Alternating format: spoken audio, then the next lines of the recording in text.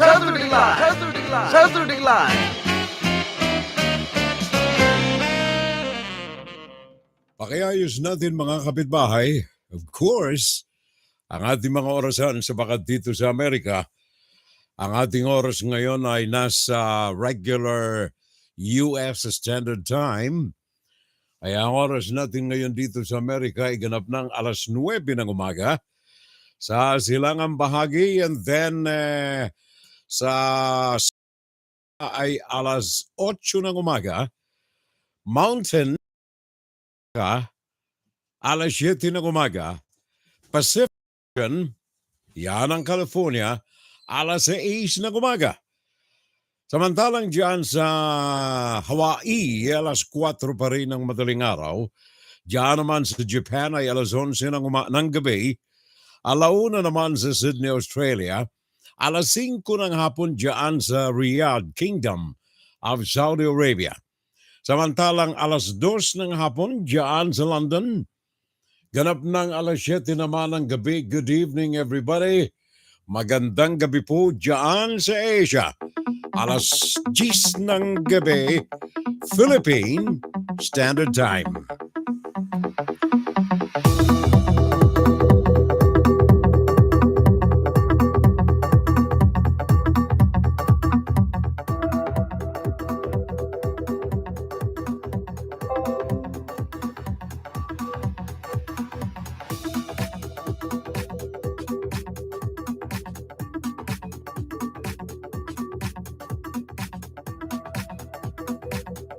Well, magandang gabing muli sa ating mga kapitbahay.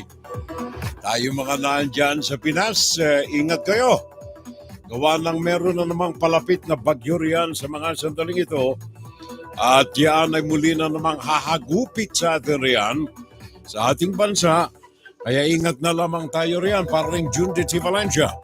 Ingat tayo riyan sapagat si Nika ay unti-unting lumalakas at nagiging isa na namang super na bagyo. Parang June. Viva Jesus, my friend. And of course, dyan sa Japan, ingat din kayo sapagat ang hagupit dyan sa Pilipinas, especially kung ang bagyo ay naandyan sa banda ng Batanes, ay natatamaan din ang ilang mga bahagi ng timog ng Japan, yung Okinawa and then Phuket. Although malayo ang lugar ng ating si Leonor Kurata na andyan sa Shibaken, Japan, ingat na rin tayo. Leonor Kurata, good evening. Paring June de Valencia, good evening. Welcome sa ating Fun Saturday Live. Another big day sa lahat ng ating mga tagapakinig, sa lahat ng ating mga nasa FSL community. Maligayang araw sa ating lahat. Saan man tayo nandoon, kung kayo nandiyan sa London, kumusta na lamang tayo? Alas 2:03 ng hapon. Sa mga nandiyan sa California, alas 6:03 ng umaga. Sa mga nasa Alaska, alas 5:03 ng umaga.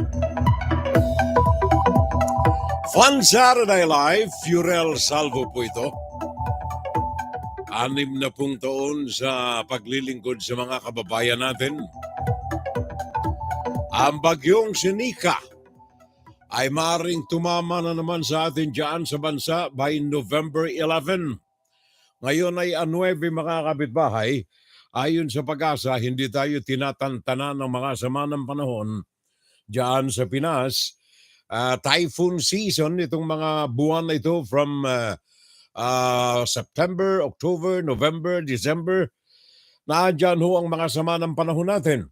Kaya yung bagyo na ito, na pag ito ay nasa loob na ng Philippine Area of Responsibility, ito ay pangangalan ng Nika. Tropical Depression pa lamang sa mga sandaling ito ang kanilang kalalagayan.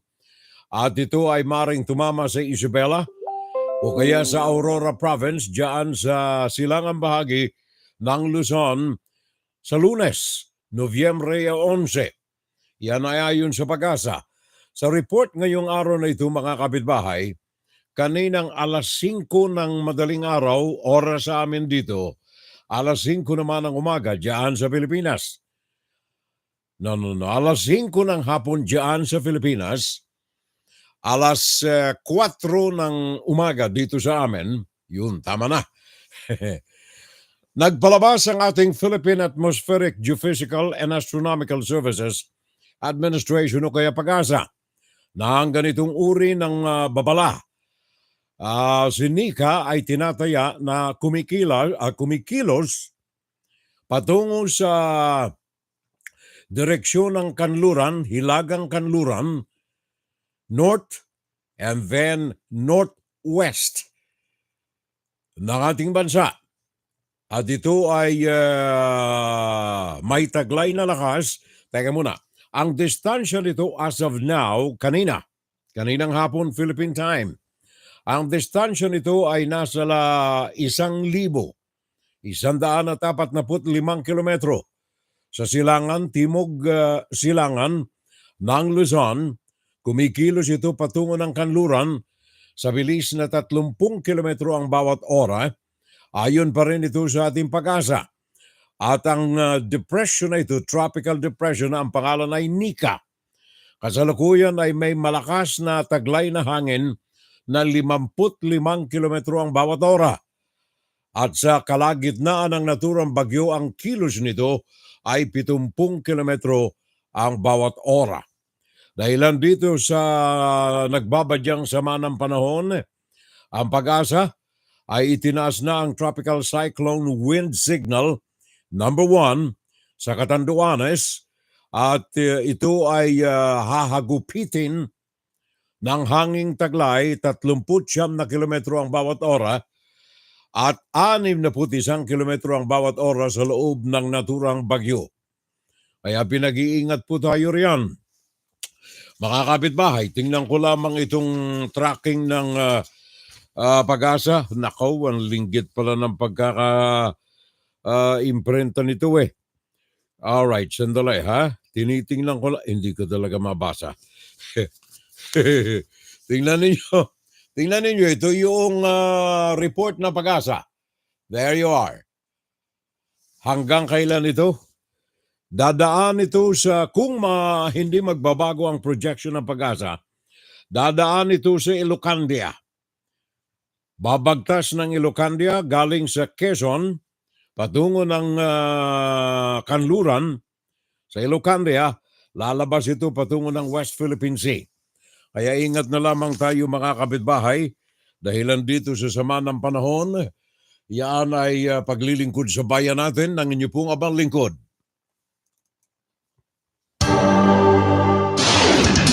Public Service.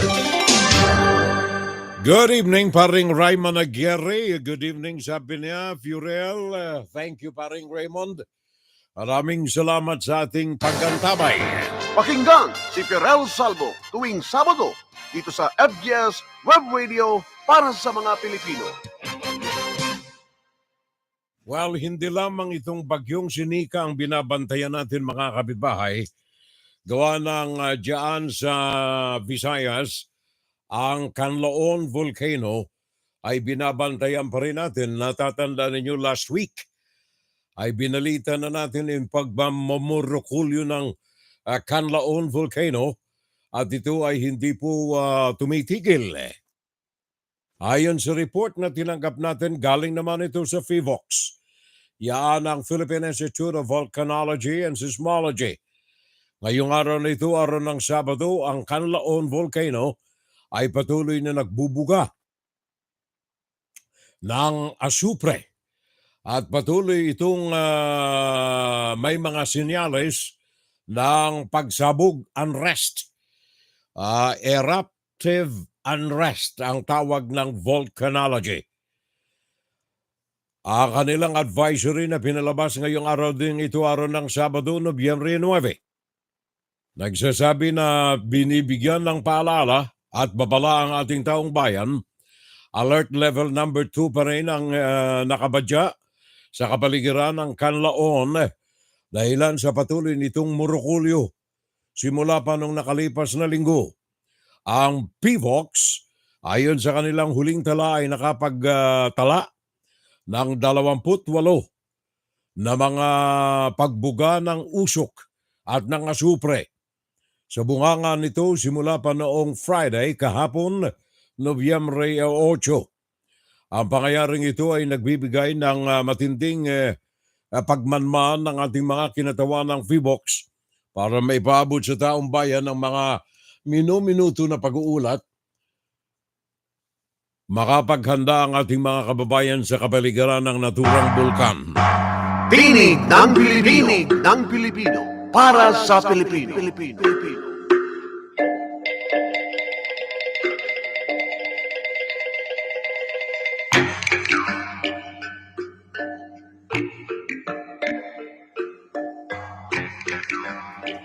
Kumusta na lamang tayo, Mr. Mar Barrazona?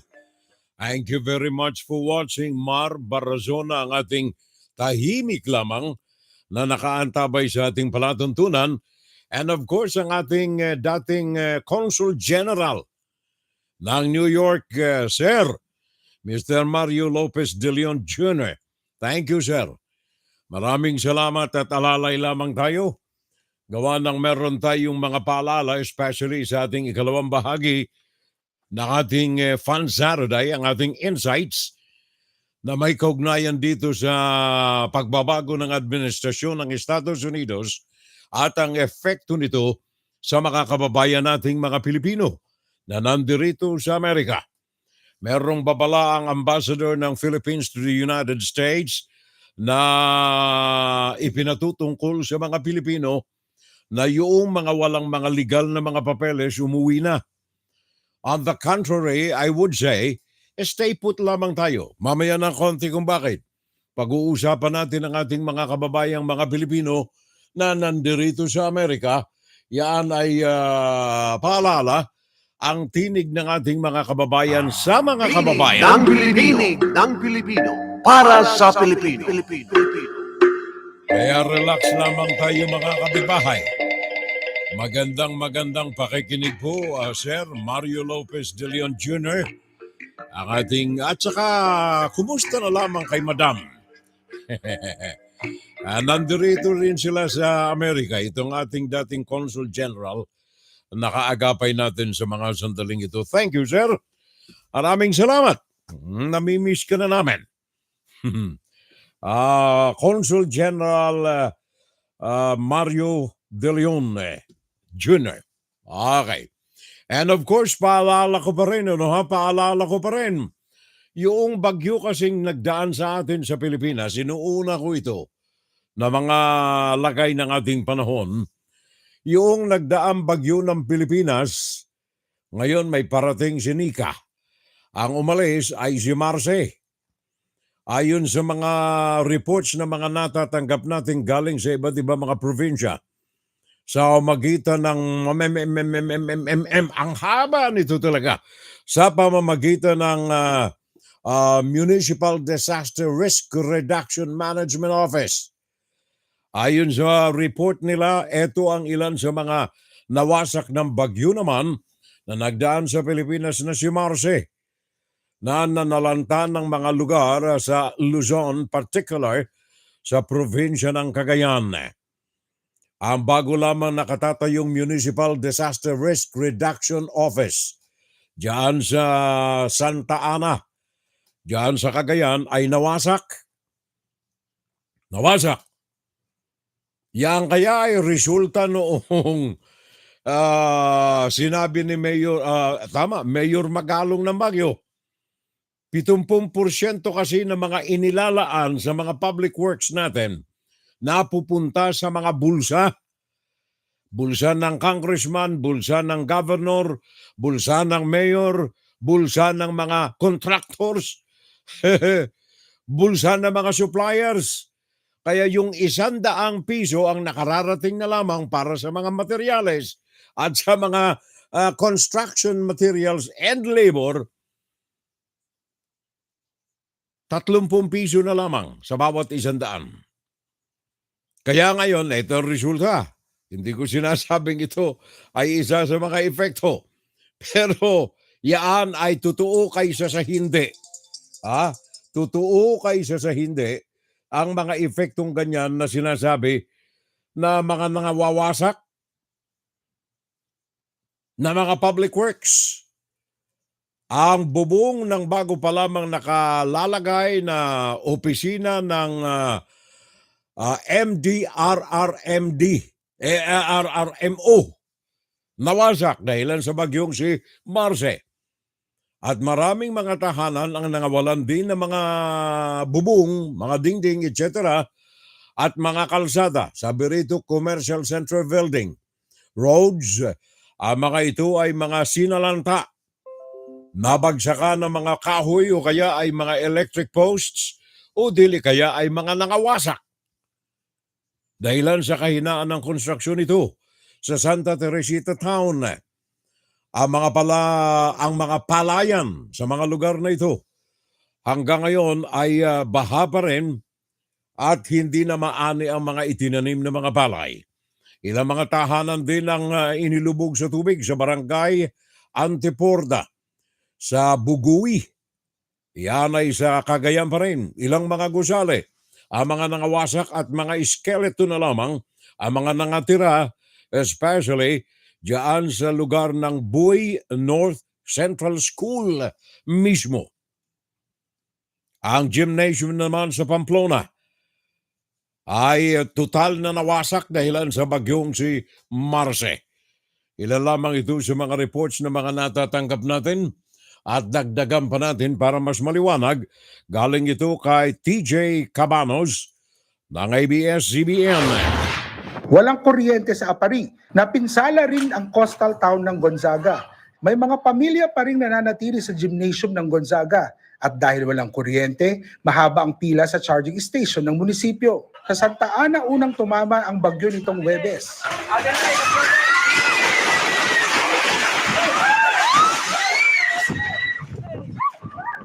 Bakas ang pinsala ng bagyo sa iba pang lugar, gaya ng mga basag na salamin sa commercial center na ito.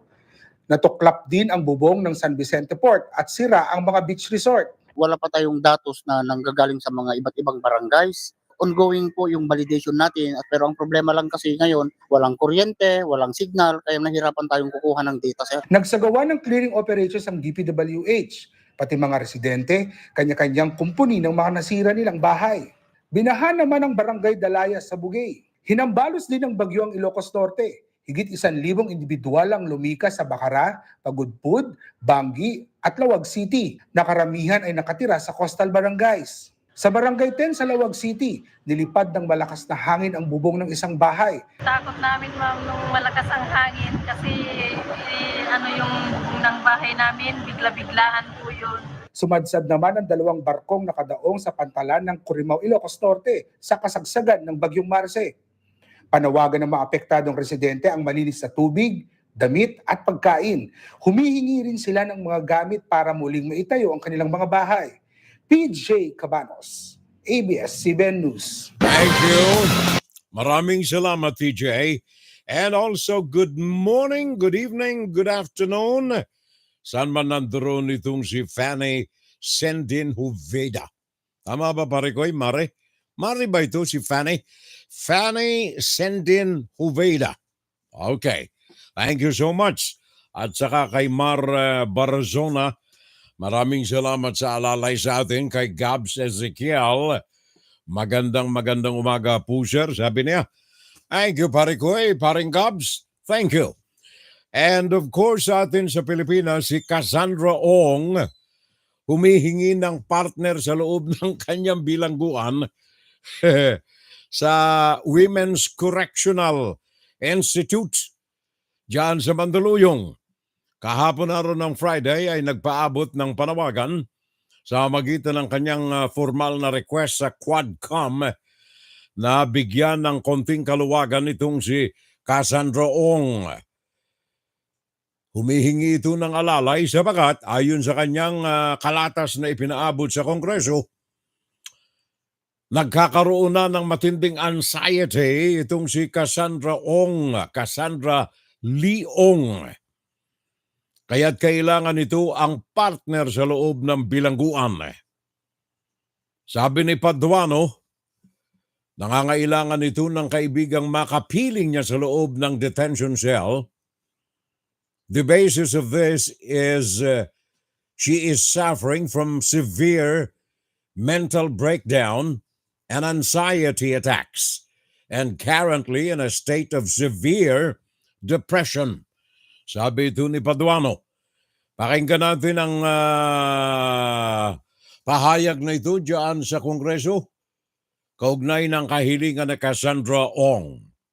Letter request from Miss Cassie Ong requesting to allow her friend to stay with her at the CIW. To let her friend stay with her inside the detention facility? Oh, Yes, dalawa na Mr. silang Chairman. detention. And the basis of this is suffering from severe mental breakdowns and anxiety attacks and currently in a state of severe depression. Is the friend, may I know what is the, CIW, Mr. Chairman, so I presume it's a lady and the word being used is her friend.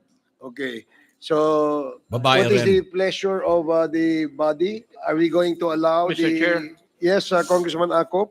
I think it would be proper that we consult the authorities of CIW kasi baka may mga protocol sila na hindi po pwede itong ganito. Mr. Chair, I think we have to also ask the medical team of the House because I think the jurisdiction over her safety and her condition is within the bounds of our medical team. With respect to the request of Miss Cassie Ong to be accompanied by a lady friend inside the detention facility, what is the pleasure of the body? Mr. Chair, Yes, Congressman Abante. if there is a need for a psychiatrist, the National Mental Hospital is very near the CIW. That's right. Okay. That's noted. Comsec, please take note of that. Thank you, thank you. Maraming salamat. So dalawa na silang bilanggo kung pagbibigyan.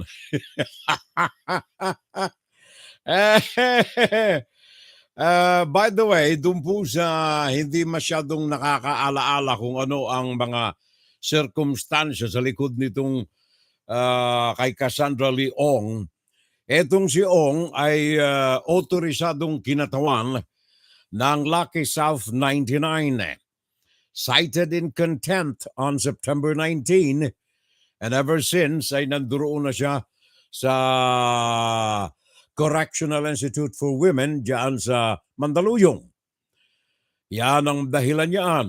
Dahilan sa mga kasinungalingan na ayon sa mga kinatawan, mga congressmen ng Quadcom, hindi makatotohanan ng kanyang mga pahayag. Lalo pa sa mga succeeding meetings, napag-alaman na hindi lamang ito kinatawan ng Lucky South 99, kundi matindi ang koneksyon ito sa may-ari na kanyang sinasabing kanyang godfather. Yan ho ang pagkakasangkot nitong si Cathy Ong Lee. At saka ito ay may mga matitinding kaugnayan doon naman kay Alice Guo. Yan ay mga kaso ng pogo dyan sa Bulacan, sa Pampanga at saka sa Tarlac. Dyan sa Maynila naman paring Gabs Ezekiel, paring Raymond Aguirre. At saka si Fanny Sandin Juveda. Oh, meron pa pala. Si paring Goody Eusebio na andyan pala eh. Paring Goody Eusebio, yan ay si Rodolfo Rania Eusebio. Si paring Ben Magbuhos na andyan din nakaalalay sa atin. At saka si paring Jundi, would that partner mean conjugal visit type? Ano fa? Isang kama lang yan sa loob eh. Isang kama lang yan sa loob eh. Hindi ka pwedeng mag-request ng another kama. At para sa akin, parang Jundi, I would not allow that na magkaroon ng partner sa loob ng detention cell sabagat it would be another precedent. Kumbaga, yung ibang mga akusado riyan at mga nade-detention ng Kongreso at saka ng Senado, pwede rin sila mag-request. Pinagbigyan nga itong si Cassandra Leong eh. Bakit kami? Iba ba kami? Special ba siya? Kaya para sa akin, ewan ko kay Conjen, Conjen Mario Lopez. Pero sa akin, hindi dapat gawa ng magiging ehemplo ito, halimbawa, na magiging batayan sa mga darating pang mga requests. Baka yung isang mga mabilanggurian, kagaya ay Kibuloy, for example. Baka sabihin ni Kibuloy sa kanyang abogado, sandamakmak ang abogado ni Kibuloy Baka bukas makalawa ang Kongreso makatanggap rin ng request galing kay Kibuloy.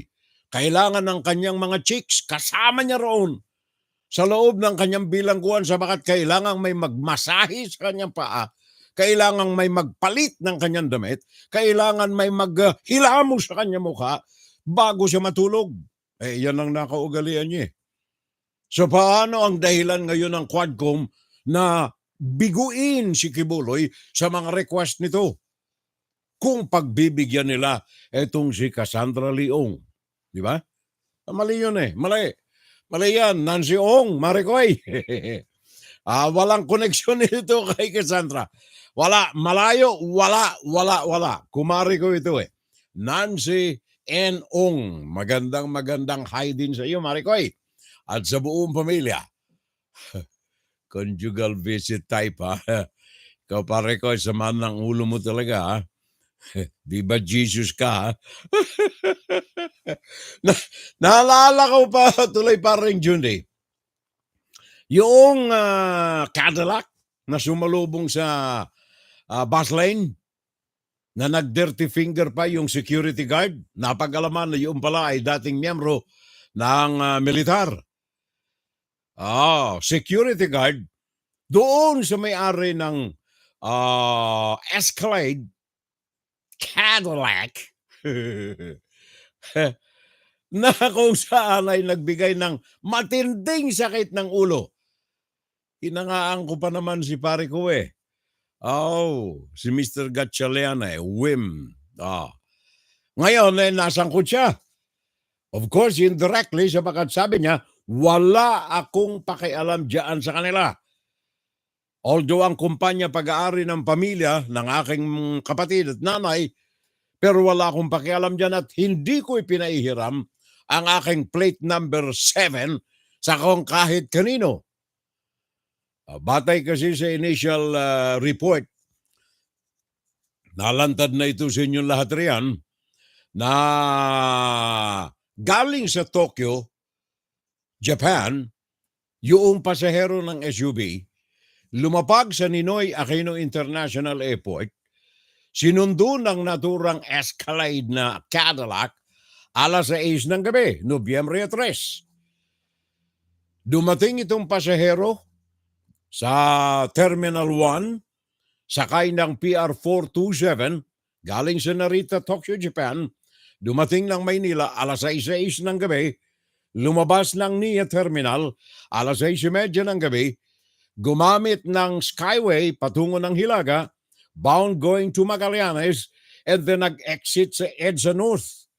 Pag-exit nito doon sa Magallanes, doon na nasa Kote. Napag-alaman sa mga sumunod na mga investigasyon, ang may-ari nito ay Orient Pacific Corporation na pag-aari ng mga miyembro ng pamilya ni Mr. Gatchalian, Senator Gatchalian. Kaya halos ay hindi makapagsalita ang senador. Naalala ninyo yung dating isa ng senador din na naging dahilan ng pagkakatanggal sa serbisyo sa labas. Ni, anong pangalan nun, boy? Yung MMDA na nawala sa pwesto? Hindi Mejia. Hindi ko na maalala ang pangalan. But anyway, another senador gumamit ng bus lane. Ngayon, itong nakatutuwa rito, pare ko. Parang Jundi. Nebria. There you are, si Nebria. Nasa opisina na lang siya ngayon pinalitan siya ni Go. Ng MMDA. Ngayon, itong si DOTR, Department of Transportation, Secretary, merong genius na panukala. merong nebriya. Thank you, paring Jundi. Etong secretary natin, Transportation Secretary Jaime Bautista. Bata pa ito sa akin pero medyo dispalinghado yata ang mga desisyon Etong Transportation Secretary natin, Jaime Bautista, noong araw ng Huwebes, nagpaalabas ng panukala. Sabi niya, genius idea. Maganda ito. Ang gagawin namin, DOTR yan yung bus lane, isasalungat natin sa trafiko. Ngayon, kaagapay ng flow of traffic yung bus lane, di ba? Kung ikaw ay nasa, kunyari, harap mo yung EDSA. Kung ikaw ay nasa kaliwa, going to Magallanes or going to Makati from Quezon City, yung bus lane nandoon sa may Center Island. Kaagapay ang flow ng traffic. Sabi nitong si Transportation Secretary natin, Jaime Bautista, this is a genius idea. Ano ho yun? Ano ho yun, Secretary? Sasalubungin natin ang trafiko.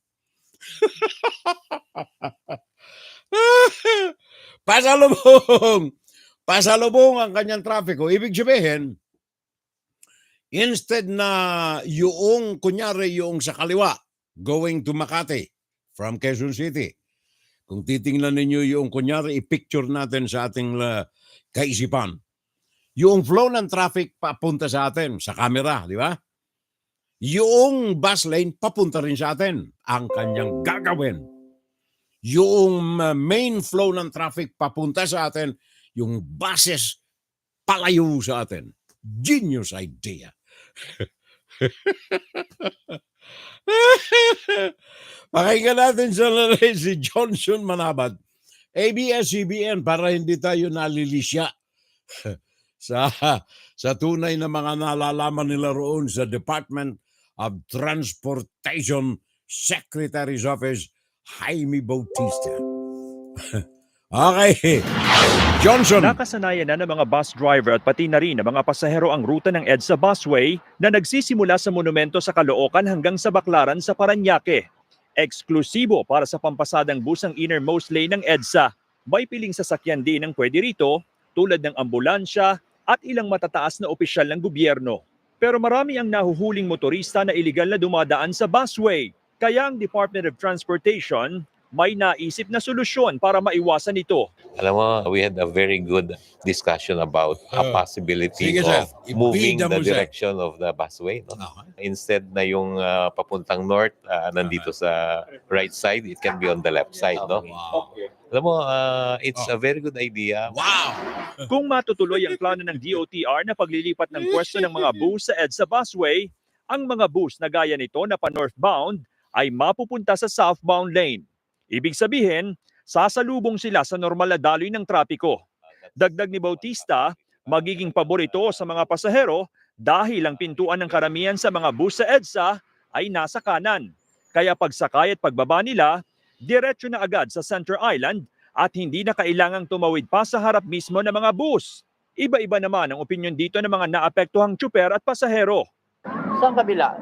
Hirap yata yun Palanganin yun. Dito tayo na sana Palanganin na po dyan. Nakakapanibago yun. Paano pagdating sa mga kamukha sa Ayala? Pakinggan ninyo. Wala naman po kaming busway doon. Kung hindi naman talaga diretso yung busway May mga putol Saka sa Pasay.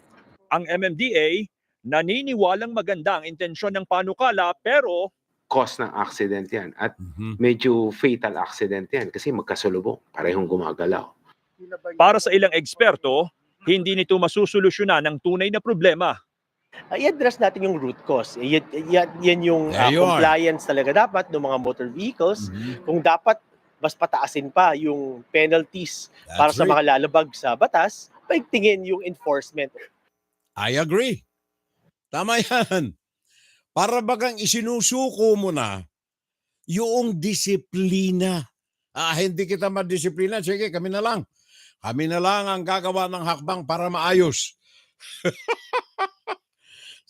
Sabi ni parang Jun de Valencia, yung daw na baliktad o kaya counterflow ay katulad ng nasa Istanbul. Ang kaibahan lamang ng infrastruktura ng Istanbul is safe and permanent, unlike sa konkreto at plastic barrier natin. Ayusin muna ang Pinas, ang infrastructure nito. Ako hindi yan, tama ka riyan pare ko. Pero para sa akin, tama yung sinabi ng isang driver Hindi consistent ang bus lane along EDSA Avenue. Hindi consistent. So doon sa mga puthol, walang bus lane, anong gagawin? Para kayong hinalukay riyan na chapsuy. Di ba? O dili kaya, yung mga pagsuko, ito'y para sa akin hantaran na pagsuko ito sa disiplina. Kailan pa tayo matututo kaya yung disiplina natin na yan? In fact, yan ang root cause kung bakit instead na paunlad ang Pilipinas, naungusan tayo ng Singapore, naungusan tayo ng Thailand, naungusan tayo ng Malaysia, naungusan tayo ng Vietnam, kagigera lamang sa Vietnam. Naungusan tayo ng Indonesia. Pearl of the Orient during the American period and then after the Second World War. Pearl of the Orient. Pag-uusapan natin second hour, mga kabitbahay. Marami tayong bagay na pag-uusapan mamaya sa ikalawang bahagi ng ating Fun Saturday Live. Sabagat ang issue natin, Philippine authorities are asking why our country, bakit ang ating bansa, kung ano yung yaan, kung ano yung why, mamaya sa second hour. And of course, pag-uusapan din natin, ang mga Democrats dito sa Amerika ngayon ay nasa pakikipagdigma, nasa mode of war ang mga Democrats ngayon dito sa Amerika. Kaya huwag kayong hahara-hara, baka kayo'y malintikan. At ang pinakang malaking loser sa pagkatalo ng Democrats dito sa Amerika, Congress and Senate and the presidency, ang the greatest loser dito ay ang mainstream media. Mainstream media. Pag-uusapan natin yan sa ikalawang bahagi ng ating Fun Saturday Live. Pakinggan si Philip Salvo tuwing Sabado dito sa FBS Web Radio para sa mga Pilipino. Thank you, pare Koy. Maraming salamat din kay Raul Villanada, pare. Magandang watching today. Happy watching, paring Raul Villanada. Good morning. At sa ating FSL community, it's a breezy, cool morning at 68 degrees. Oh, 68 degrees pare ko. Sa Durham, North Carolina. Order of the day ni Boss, sinigang. Kaya move on to my natural environment, the kitchen. Sabi ng pare ko paring Raul Villanada. Kung malapit ka lang pare ko pag sinigang na pag-uusapan, gusto ko yung medyo maasim-asim ng konti kasi relax lamang kayo riyan pare ko Dito sa amin, ang temperatura namin dito ay 47 degrees. 47 kami rito pare ko. Ikaw, 68 riyan Breezy. The same in our area. Breezy. Pero malamig kami. 47 ang temperatura namin dito ngayon sa New York, New Jersey. Puso ko sa bayan ko. Ngayon, dumako tayo dito sa, alam mo ito, ayoko sanang bumanggit muna ng mga political news. Kaya lamang, leading to our second half, wiwisikan ko kayo ng ilang mga balita, kagaya nitong report ng Philippine National Police, na sa kanilang press con kagabi, Friday night, diyan sa Saturday na pala. Oo, sa amin Friday night dito sa amin, Saturday diyan sa inyo. Yung press con ng Philippine National Police, sabi nila, wala silang ililigtas na mga sacred cows sa mga cold cases files nila. Ang mga ito ay nahalungkat dahilan dito sa hearing, sa mga hearing ng Congress na may kugnayan dito sa mga pagpatay, EJK, political assassinations, na kaugnay ang mga gumagalaw ng mga ganito ay mismong mga tauhan ng PNP. Kaya sa panayam kanina, sa press con, sabi nila walang sacred cow, especially sa kaso ni Barayuga. Ayon ito sa Philippine National Police Public Information Officer, Police Brigadier General Jean Fajardo. Sabi niya kinukumpleto lamang ng crime or criminal investigation and detection group ang mga dokumento para sa pagsasampa ng kaso sa mga pulis at iba pa nakaugnay sa pagkakapatay ni Wesley Barayuga na dating general at dating Philippine Charity Sweepstakes Office Board Secretary Wesley Barayuga. Pakinggan natin itong karagdagang pag-uulat galing ito kay Leah Ilagan sa UNTV. Wala pa rin nakakasuhan ng Philippine National Police sa pagpaslang kay dating Philippine Charity Sweepstakes Office Executive Secretary Wesley Barayuga. Ayon kay PNP Public Information Office Chief, Police Brigadier General Jean Fajardo, hindi pa kasi kumpleto ang mga dokumentong kailangan para makapagsampa ng kaso ang PNP Criminal Investigation and Detection Group o CIDG. Ito'y laban sa mga personalidad na pinangalanan sa pagdinig ng House Squad Committee kabilang sa ilang dati at aktibong pulis. I was informed earlier by the director of CIDD. They're just completing some documentation and we expect that PNP and PNP will jointly file the murder cases against those responsible for the death of Wesley Barayuga. Di lamang sa kaso ni Barayuga nakatutok ang investigasyon ng PNP, kundi maging sa iba pang unsolved cases kaugnay sa illegal na droga. So lahat po ng unsolved cases, whether it's a murder or homicide cases, for as long it will fall under the classification of unsolved cases during the time of the previous administration as well as the current administration. These are now being looked upon by the Directorate for Investigation and Detective Management. Suportado naman ng PNP ang gagawing pagbuo ng task force ng Department of Justice na siyang mag-iimbestiga sa mga hinihinalang kaso ng extrajudicial killings. The PNP will support and closely coordinate with the NBI and DOJ in their efforts to come up with a credible investigation with respect to these sensational cases mentioned during the congressional hearing po. And of course, including those questionable police operations that resulted in the death of so many. Leah Ilagan, UNTV, News and Rescue. Diyos ang aming sandigan, serbisyo publiko ang aming pinahahalagahan.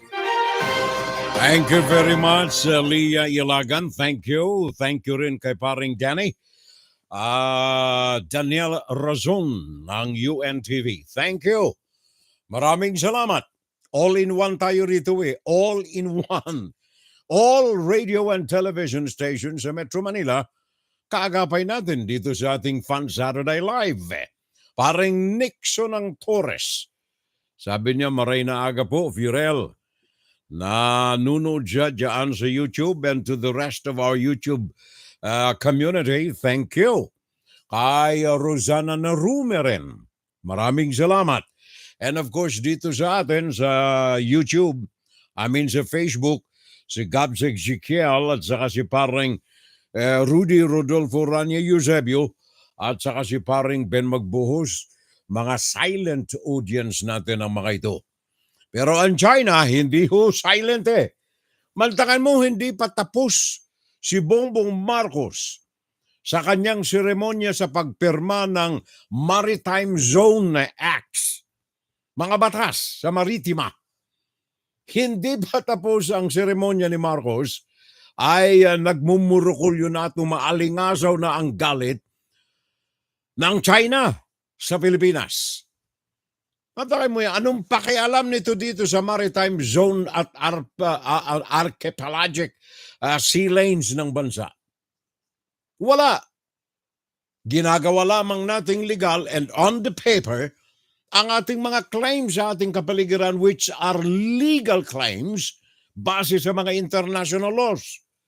Pero anong ginawa ng China?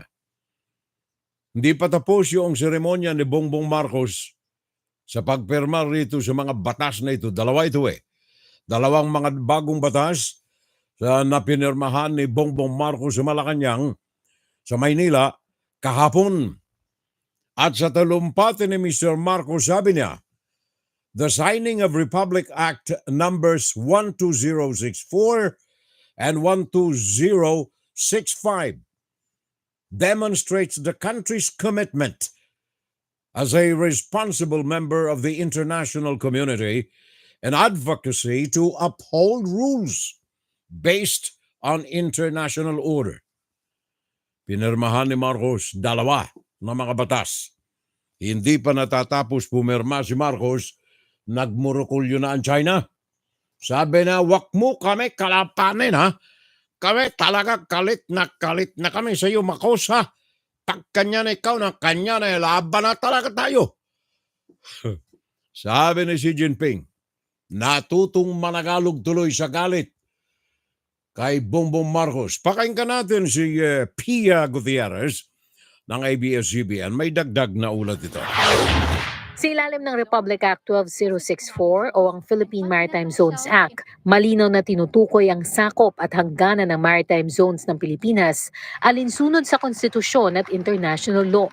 Partikular ang United Nations Convention on the Law of the Sea o UNCLOS. Nililinaw din ito ang karapatan at responsibilidad ng Pilipinas bilang isang arkipelago o kapuluan para masigurong tamang mapapakinabangan ng mga Pilipino ang yaman dagat ng bansa.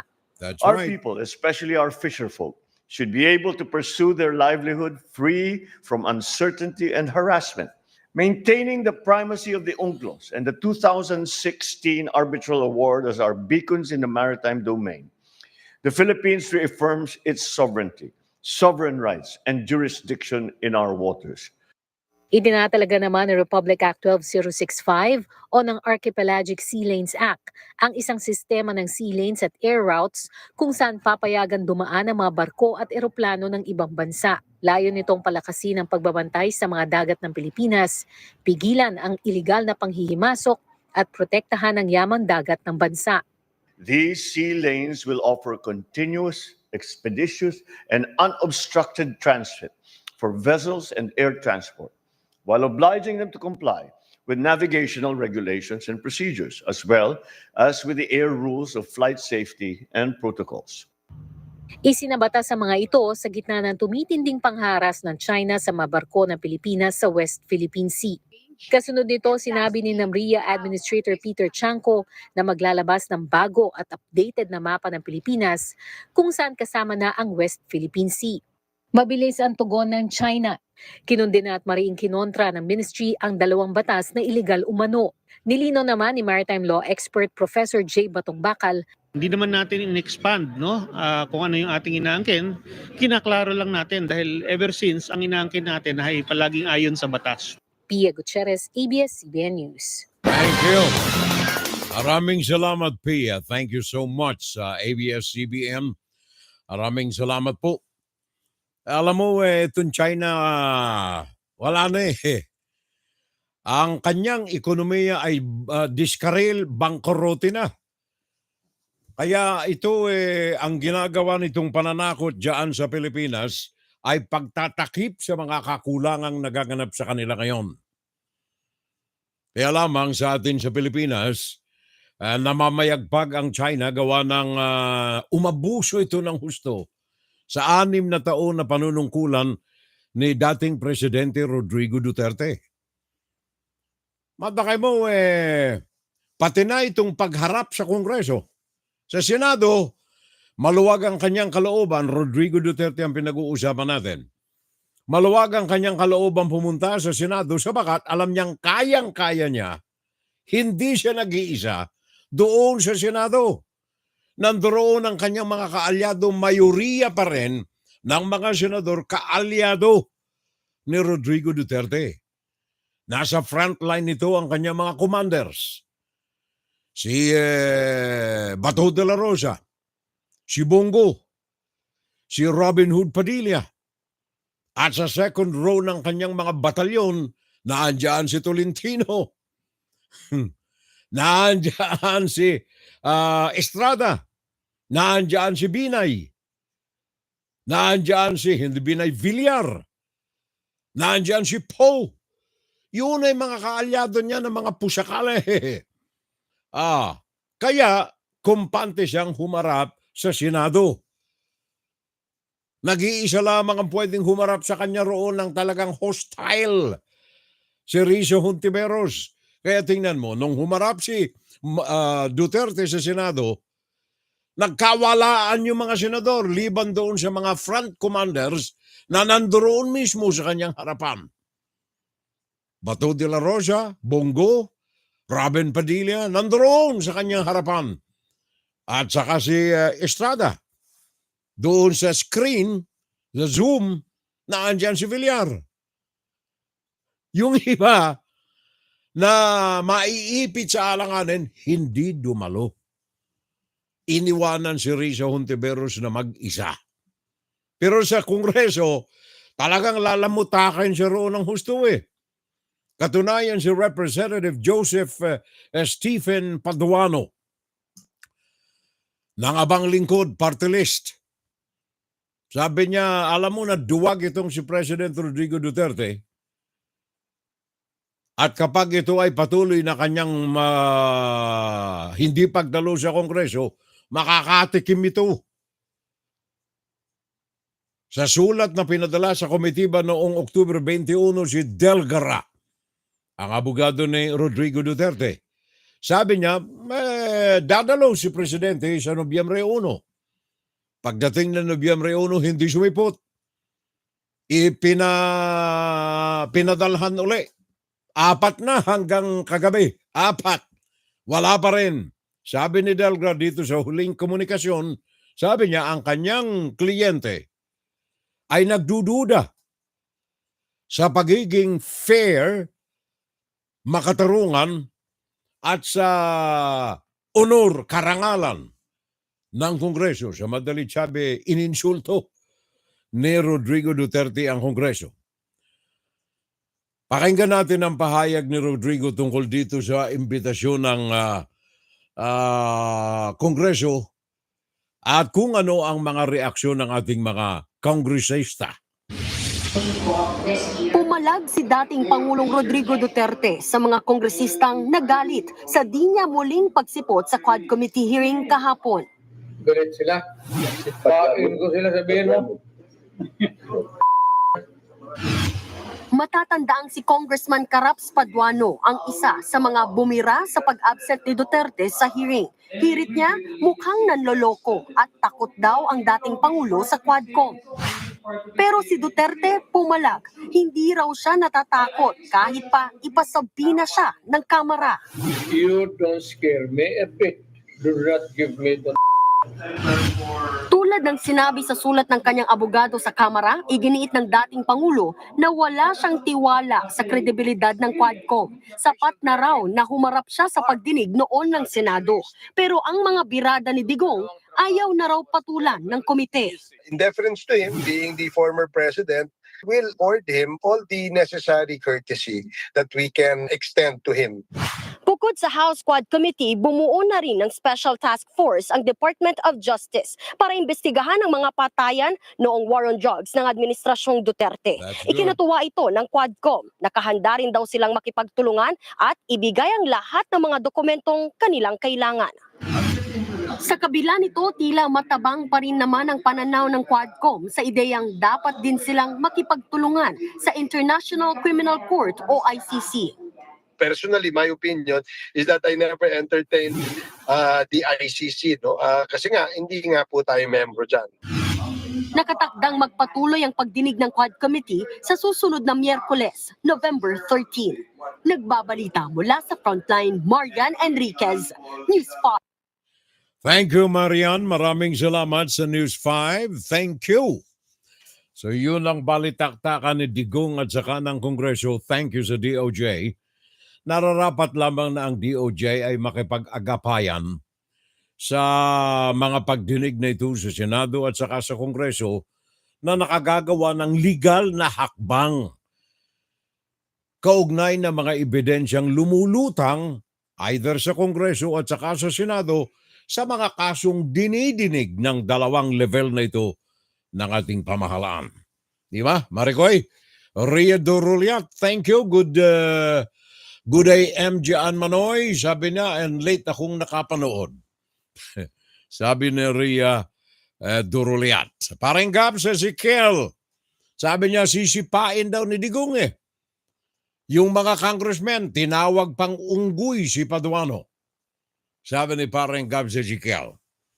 Nexon Torres, Parikoy, maray na aga. Furel, sabi niya, thank you. Maraming salamat. Second hour, mga kapitbahay, pag-uusapan natin ang monokolyo, ang pakikipagdigmaan, war mode ng Democrats dito sa Amerika. And of course, ang sabi ng ating mga otoridad sa Pilipinas, bakit ang Pilipinas? Bakit ang bansa? Bakit hindi iba? Pag-usapan natin ang bagay na yan, second hour ng ating Fun Saturday. Kaya isa pa sa mga bagay na ikang ay nakapaninindig balahibo dito sa atin, sa Pilipinas, hindi dito sa Amerika, ay itong may kaugnayan dito sa mga nalalantad sa opisina ng pangalawang Pangulo. In fact, isa yan sa mga bagay na pag-uusapan natin sa second hour ng ating Fun Saturday Live. Sabagat late information na natanggap natin, ang Commission on Audit or COA kinumpirma ngayong araw na ito ng Sabado Philippine Time na ang tanggapan ng pangalawang Pangulo, the Office of the Vice President, ay nagpadala sa COA, sa audit body, ng mahigit 1,200 na mga acknowledgement receipts na mga kung hindi falsipikado ay mga deficient para maipaliwanag kung saan napunta ang 125 million pesos na confidential fund na ginastos ng tanggapan ni Sara Duterte bilang Vice Presidente sa loob lamang ng 11 araw. Sa madaling sabi, kinumpirma ng COA na may mga anomalya sa paggastos saan napunta ang 125 million confidential fund na naubos sa loob lamang ng 11 araw. Deficient acknowledgement receipts and fake acknowledgement receipts. Ito ay nabunyag sa hearing ng House Good Government and Accountability Committee noong araw ng Huwebes, ng Martes, at kinumpirma ngayon ng COA. Isa yan sa mga pag-uusapan natin, mga pahayag ng COA Legal Representative Gloria Camora. Mamaya sa ikalawang bahagi, pag-uusapan natin yan, mga bagay na direktong nakakaapekto sa 70% ng mga Pilipinong naghihikahos, naghihirap, average to poor and very poor Filipinos sa bansa na resulta ng mga koraptong opisyal ng ating mga minamahal na mga bayan sa Pilipinas. Ikang ay nais ko lamang yan ang bigyan ng emphasis gawa ng yan ho ay mahalaga Sabi ko na nga sana mapukaw yung mga kababayan natin sa kanilang mahimbing na pagkakatulog.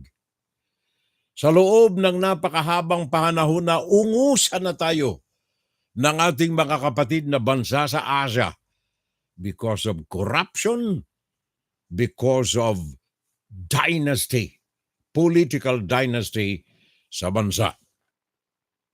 At dahilan dyan, marami tayong mga inept, walang kaalaman na nanunungkulan sa ating pamahalaan, paring Gabs.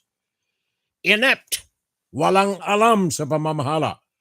Kaya lamang naandyan sa panunungkulan ay gawa ng kanilang koneksyon, family dynasty, na isinasalin ang pamamahala sa isang probinsya, sa isang lungsod, sa isang bansa, sa kamay ng mga kamag-anak, kina lolo, lola, nanay, tatay, mga anak at mga apo.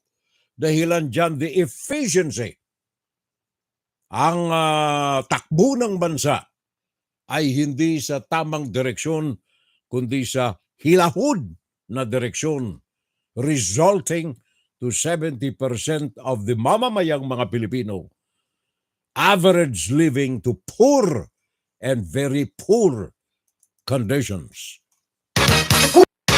Puso ko, sa bayan ko. Pag-usapan natin mga kababayan ang ikalawang bahagi ng ating Fun Saturday. Mga nasa Democratic Party, nasa war mode sa mga sandaling ito, at mga otoridad ng Pilipinas umiiyak. Bakit ang Pilipinas ang pinupuntahan nitong mga ito at binibiktima? Pakinggan si Fiorel Salvo tuwing Sabado dito sa FGS Web Radio para sa mga Pilipino. Second hour ng ating Fun Saturday mga kapitbahay. Fun Saturday Live! Saturday Live! Ang ating Inside, Kuro-Kuro, Opinion, Fun Saturday Live.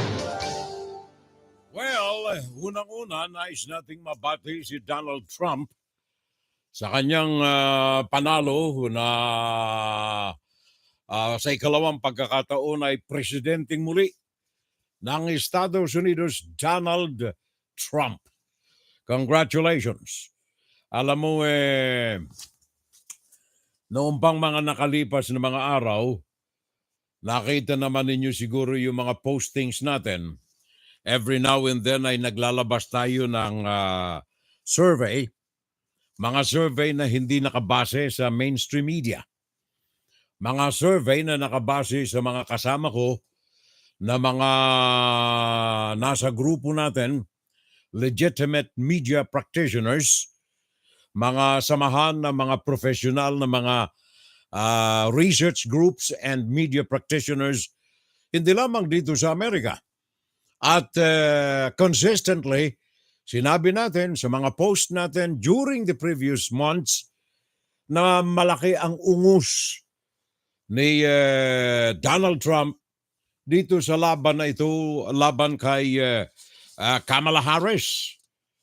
Kaya lamang, nangingibabaw ang mga reports na tinatangkilik ng taong bayan galing sa mainstream media na promoted by movie personalities, promoted by big personalities in every industry, especially the media industry dito sa bansa. Sinasabi nila, Kamala Harris ang nangunguna sa lahat. It will be a landslide. Ngayon lumabas ang resulta. It's a landslide. That is true. Landslide, pabor kay Donald Trump at sa Republican Party. Wala ho tayong kinikiling ang partido rito. Ang ating mga iahayag ngayon ay base sa factual information na mga natatanggap natin. Right now, ang boto ni Donald Trump, yung electoral votes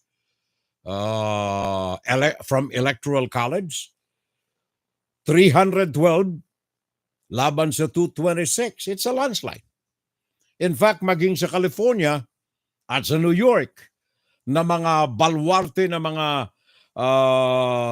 Democrats, sa California, for example, 11 counties sa California na dati ay mga pusikit na mga Democrats, bumaliktad, ibinoto at nanalo si Donald Trump. 11 counties sa California. Diyan makikita ang magnitude ng change. Iyan ay nakabase sa mga iba't ibang uri ng mga paniniwala. Before that, nakita naman ninyo ang kampanya ng California, ang mga pahayag ni Governor Gavin Newsom, maging dito sa New York, Governor Kathy Hochul. Ang mga ito ay mga pusikit, mga pusakal na mga Democrat leaders ng mga estado na ito sa Amerika. Ngayon nakita natin ang resulta at sabi ko na nga kanina, uunahin natin itong issue na ito dito sa Amerika. Sabi ko na nga kanina, nasa war mode, nasa moda ng pakikipagdigma itong mga Democrats. Katunayan, ngayon lamang several hours ago, kanina, bago tayo naupo rito, nagpahayag si Governor Gavin Newsom na bubuo siya ng isang grupo ng mga Democrats sa California na sasalungat in every move na gagawin ni Donald Trump. Paghahanda niya. Sasalungatin, lalabanan ang anumang kilos ni Donald Trump sa kanyang administrasyon na ito. At kung mamalas-malasin ng Democratic Party, merong 8 taon na panunungkulan si Donald Trump sa Amerika. First, itong unang term, and who knows what will come next. Now, tingnan natin maigi mga kababayan, bakit nga ba talaga? Bakit nga ba talaga natalo ng husto si Kamala Harris? Pakinggan natin sandali itong pahayag ni Joe Biden at saka pahayag ng iba pang mga television commentators, mga research groups ng Democratic Party. Pakinggan natin ang husto kung bakit sinabi kong nasa mode ng pakikipagdigma ngayon ang Democratic Party, hindi nila matanggap ang resulta ng eleksyon. Listen. I know it's a difficult time. You're hurting. I hear you and I see you. But don't forget all that we accomplished. It's been a historic presidency. Not because I'm president, because what we've done, what you've done. A presidency for all Americans. If he had dropped out earlier, there would have been a messy primary. I think you can look at the Harris folks who say that she didn't have enough time to run, but sinisisi nito si Joe Biden. There are others who say this was actually the best scenario for her. I was going to say, I think a lot of people probably thought she would have lost the primary. Well, not just that, but like even if it had been 2 months earlier, like more time would not necessarily have benefited Kamala Harris. And this is, look, Joe Biden's legacy is going to be defined by the fact that Donald Trump won. Forget about Barack Obama, Nancy Pelosi, and the others. They need to face the reality of that. Dinedefensahan ito si Barack Obama at saka si Nancy Pelosi na ayon sa mga leaders ng mga Democratic Party dahilan kung bakit natalo si Kamala Harris. And perhaps the real point was maybe Joe Biden should have decided very early that one term was enough and give the party a chance to have a primary election, and maybe the outcome could have been different. The national campaign, nothing, zero. They had no respect. They had no coordination. They didn't talk. I never even had a conversation with the lady. First time ever. They didn't even do the right thing as far as giving us the resources that we need, and they want to blame us. And now I understand some of their camp was blaming Joe Biden. Can you imagine blaming Joe Biden for her loss? She lost. He didn't lose.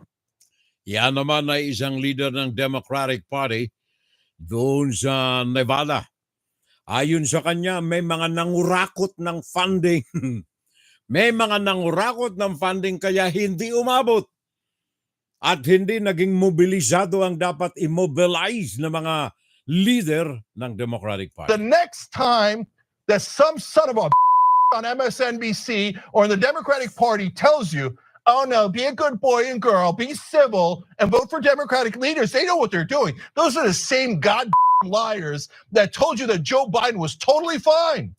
Ayan naman ay sample natin ng mga commentator sa television, mga commentator sa radyo, na binabanata nila ang kanilang kapwa mga commentators, kapwa mga analysts, kapwa mga research organizations na gumagamit ng media. Banata na, war mode ang ating mga agapay sa Democratic Party. If you're on the left, you're a Democratic voter. Wakey, wakey. I need to wake you up out of the hypnosis that you're in. They're lying to you. Why do you think they keep losing? Do you think they keep telling you how smart they are and how they're going to deliver you victories? And all they ever do is deliver loss after loss after loss. So Democratic voters, snap out of it. These guys are obvious liars. Fire them all! Fire them all! Akita ninyo, ha? Yan ay nasa media yan. Isa sa mga avid supporters ng Democratic Party. And speaking of media, mga kababayan ko, eto kinuha ko ito ilang mga headlines sa iba't ibang mga periodiko na ngayon ay sabi ko na nga kanina, they are in a war mode. Nasa pakikipagdigma, banatan laban sa kanilang mga kasama. Democrats against Democrats.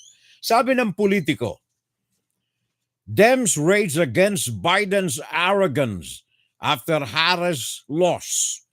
He is a good man who can be proud of his accomplishments, but the legacy is in tatters. Sabi ito ng politiko. Sabi ng NBC News, ito mga kinuha ko mga banners ito Mga headline na mga periodiko namin dito sa Amerika. From California to New York, from west to east. Sabi ng NBC News, it was too late and we knew we had a Biden problem this time last year. The party knew it and people truly were not honest. Actually, hindi people ang honest ang dishonest Ang media Ako, 60 anyos ako sa broadcast.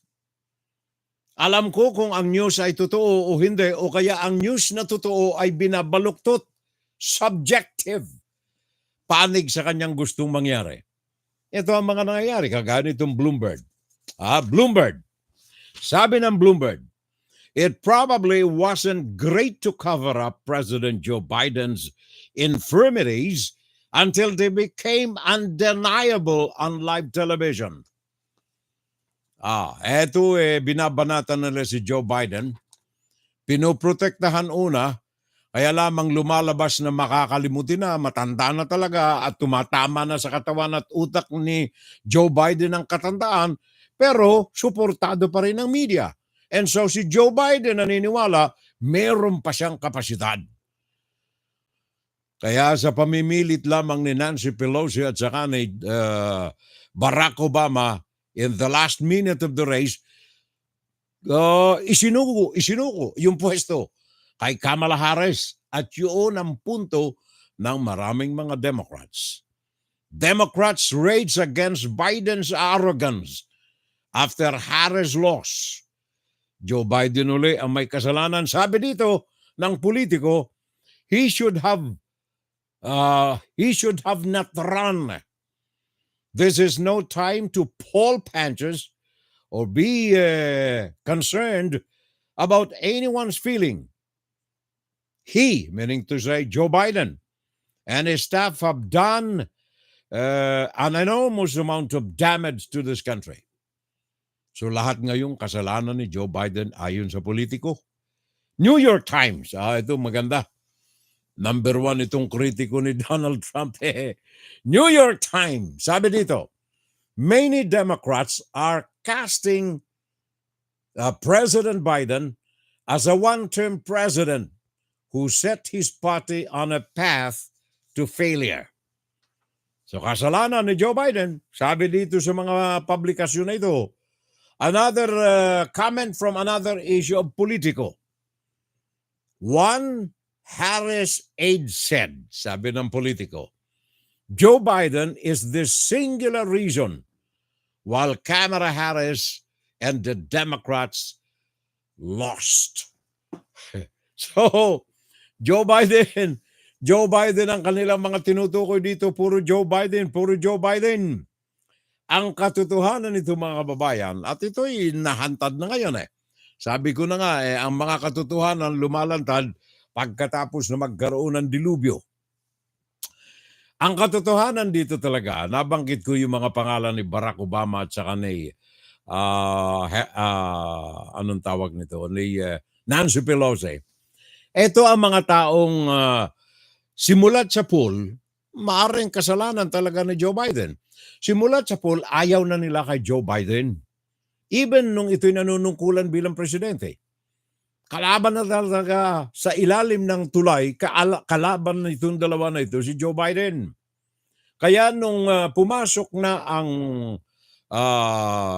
peryodo, ang panahon ng pagpili ng kinatawan ng Democratic Party, kumilos na itong dalawa labang kay Joe Biden. Ang kanilang gusto magkaroon ng convention para mapili sino talaga ang tama. Kaya lamang, alam naman natin, ayaw ni John. Kaya ko pa. Kaya ko pang maging mayor. Governor. Hindi, presidente pala. Makalimutin na Makalimutin Joe Biden Kaya sabi ni Barack Obama at saka Nancy Pelosi, hindi. Pilitin natin, pilitin. Until after, wala nang panahon na magkaroon ng pagpili ng official candidate ng Democratic Party, tinuro na lang, ito na lang si Kamala Harris. Ikaw. Mate, ano ang sabi ng Politico? There is no singular reason why we lost. A big reason is because the Obama advisors publicly encouraged Democratic infighting to push Joe Biden out of the race. Did not even want Kamala Harris as a nominee, and then signed up as the saviors of the campaign. Sabi ng Politico. Sabi ng mga ng NBC News, isa pang pusakal itong Democrat. The team that is there, it's time for them to retire. Meaning to say, Joe Biden, we need a whole different strategy. The day of Obama and his geniuses are also over. So ayaw din ng NBC News kina Obama at saka ang kanyang partido. They've been left behind. They are out of touch with the American people. Yun. Maganda itong linya na ito. They are out of touch of the American people. The Democratic Party is out of touch, sabi ng NBC. Bakit ngayon lang ninyo sinabi? Di ba nung araw na mamayagpag kayo na maganda ang mga nagagawa ngayon? Maganda ang mga programa ni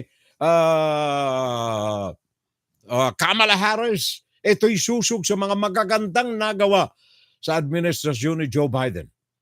Ngayon ang NBC, sabi niya, the Democratic Party is out of touch with the American people.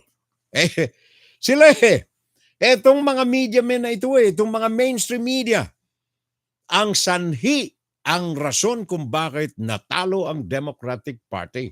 Bakit? Sabagat puro kasinungalingan ng mga inilalantad na mga ito Twisted information from the truth. Yung totoo, binabaluktot para maging pabor sa Democratic Party. Even si Bernie Sanders. Remember Bernie? Ito ang talagang grabing kaliwa ito Ang tawag nga rito ng ilan komunista si Bernie Sanders ng Vermont. Pero ano ang sabi ni Bernie Sanders. It should come on as a great surprise. I mean, it should come as no great surprise that a Democratic Party, which has abandoned the working class people, would find that the working class has abandoned them. Bakit sinabi ito ni Bernie Sanders, itong working class? Tingnan ninyo ang mga programa ni Kamala Harris. Open border. Bakit galit ang working class dito sa open border? Sapagat, number one, ninanakawan sila ng trabaho nitong mga pumapasok na mga illegal sa mga borders ng Amerika na kaya nandirito para maghanap ng trabaho. At yung mga trabaho na ito ay nawawala sa kamay ng working class ng Amerika. Sa Amerika, kung ikumpara natin sa Pilipinas, baliktad eh. Dito, gusto ng mga tao ritong legitimate na nandirito magtrabaho para kumita ng legal. In fact, yan din ang dahilan nating mga Pilipino kung bakit tayo nandirito sa Amerika. Madalas, marami sa mga Pilipino natin double job pa nga para kumita ng malinis at legal. Pagkatapos papasukan ka nitong mga illegal na galing sa South Border, na nakawin yung trabaho mo. Kaya tama si Bernie Sanders eh. Out of touch, pinapatay ng Democratic Party ang labor force ng Amerika in favor of the illegitimate labor force coming from the outside. Hindi lamang yan. Anong sabi pa? Bernie Sanders to ha. Kaliwa ito ha. Supposed to be welfare ang programa nito. Pero galit din ito sa Democrat. Bakit? Yung welfare program ni Kamala Harris, libre na lahat, libre gamot, libre lahat. Pero ang buwis naman ng working class ang magbabayad sa mga ito. Sa madali sabi, yung ililibre doon sa mga nagaantay na subuan sa bebeg, ang pangsubo rito ay pera ng working class.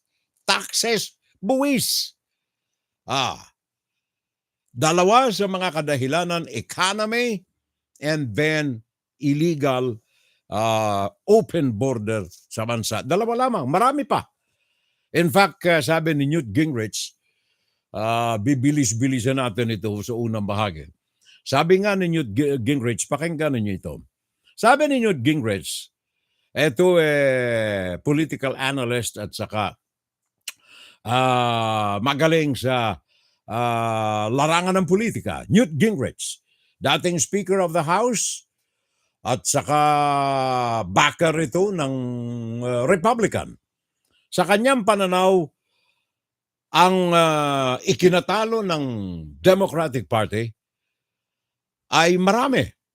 Psychological problem, meaning to say, yung kandidato mismo ay may questionabling kakayahan.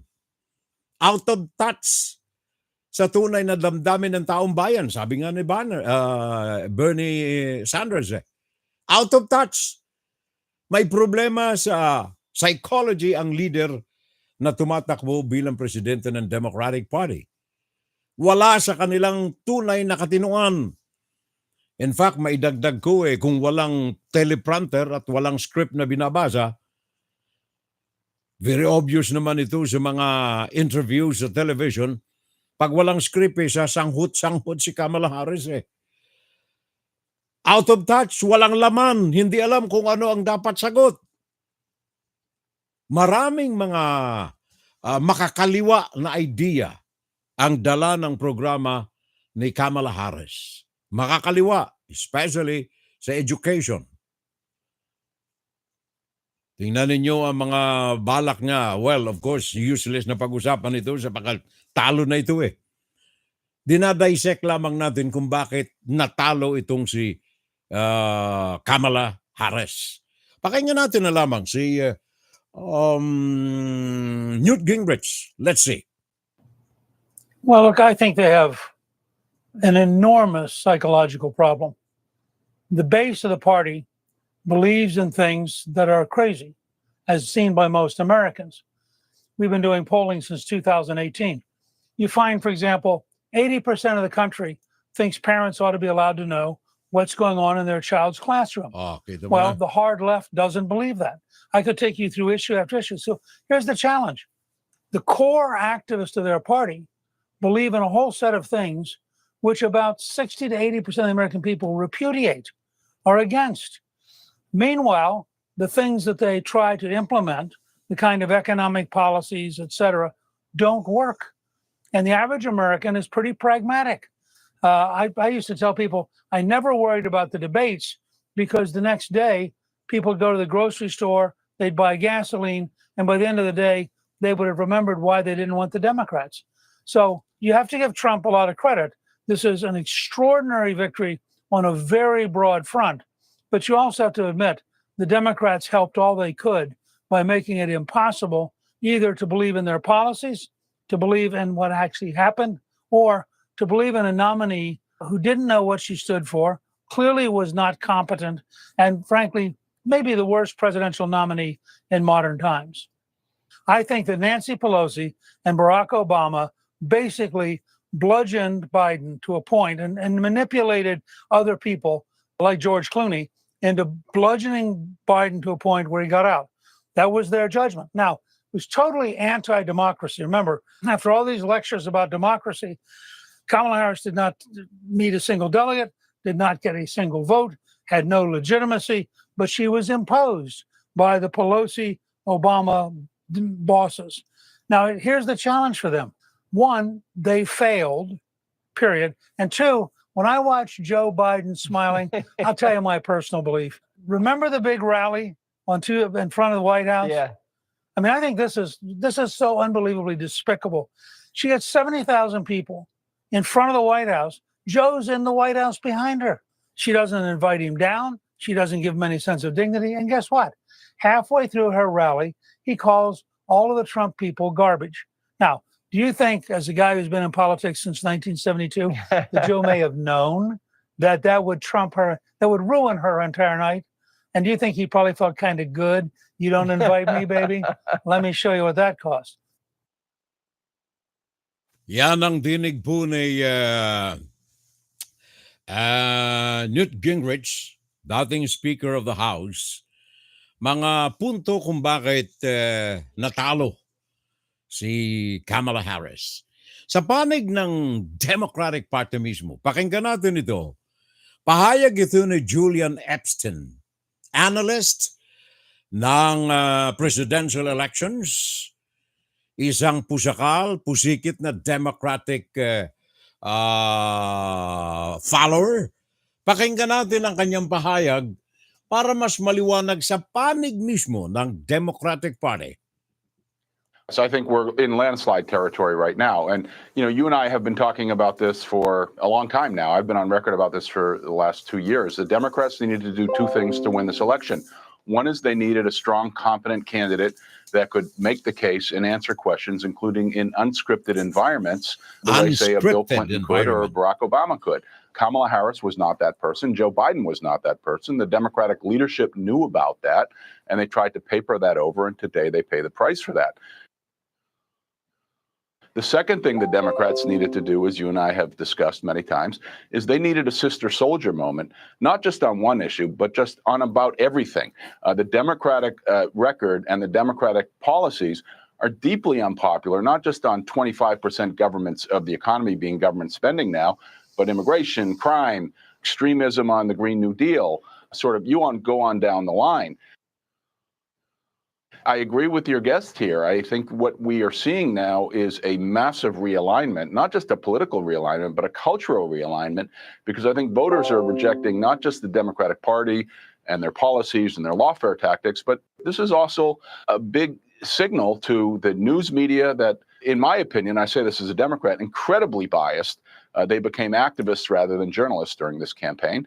It is a signal to Wall Street and Silicon Valley, who was behind the Democrats. It's a signal to Hollywood. It's a real signal that the working class of this country is saying to the professional elites, it's time to get out. We don't like this sort of condescending, virtue signaling, luxury beliefs that you guys impose on the rest of the country, and you never have to pay price for it. Yan mismo yung sinabi ni Bernie Sanders eh. Working class. Nakaligtaan ni Kamala Harris at ng kanyang partido ang kahalagahan ng working class dito sa bansa. Kaya isa sa mga matitinding dagok na kung saan sa panig ni Donald Trump, nasa kanyang front page ng mga programa ng gobyerno ang working class. Natatandaan ninyo unang-una, sinabi ni Donald Trump, isasara niya ang border, mass deportation. Mantakay mo saan ang record ko rito. 11 million, 3% ng mga mamamayan sa Amerika ay mga illegal. At ito ay kumakain ng salary, ng pera, ng working class na mga Amerikano. Sa paanong paraan? Buwis. Habang ang mga working class kinakaltasan ng buwis, etong mga illegal, nasa welfare ang mga ito eh. Karamihan dyan may dole-outs galing sa gobyerno na programa ni Kamala Harris. Taasan ang buwis ng working class, yung mga manufacturers, yung mga milyonaryo na nagbibigay ng trabaho sa working class, tadtarin natin ang buwis. Programa ni Kamala Harris. Pagkatapos, ito ngayon, open border. Immigration being the perfect example. So I think the Democrats really played this thing wrong for the exact reasons that you and I have been discussing now for about a year and a half. I think it was very destructive in terms of our national security, and it was also because of the economy. There's so much data out there that shows that immigration is wage theft. And when I talk about luxury beliefs, immigration is very good for the elites because they can build cheaper houses and have people clean those houses. But it robs middle-class people, not just of jobs, but of wages because it pushes wages down. Alam niyo sa California lamang, as an example, ano? Sa California, tayo mga Pilipino, number 1 na populasyon ng mga Pilipino nasa California. Bakit? Number 1, ang klima sa California pareho sa atin sa Pilipinas. Ikalawa, nandoon ang mga trabahong akala ng mga Pilipino ay madaling makuha. Kaya nandoon tayo. The great majority of the Filipinos in mainland America nasa California. Well, another reason there, yung welfare. Pero basically, trabaho, working class. At ito ang hinuhut-hutan at maging sa plano ng programa ni Kamala Harris, ito ang huhut-hutan ng pambayad sa welfare na kanyang programa rin. Sa magitan ng open border, alam ba ninyo kung magkakanong kinakain ng mga illegal sa bansa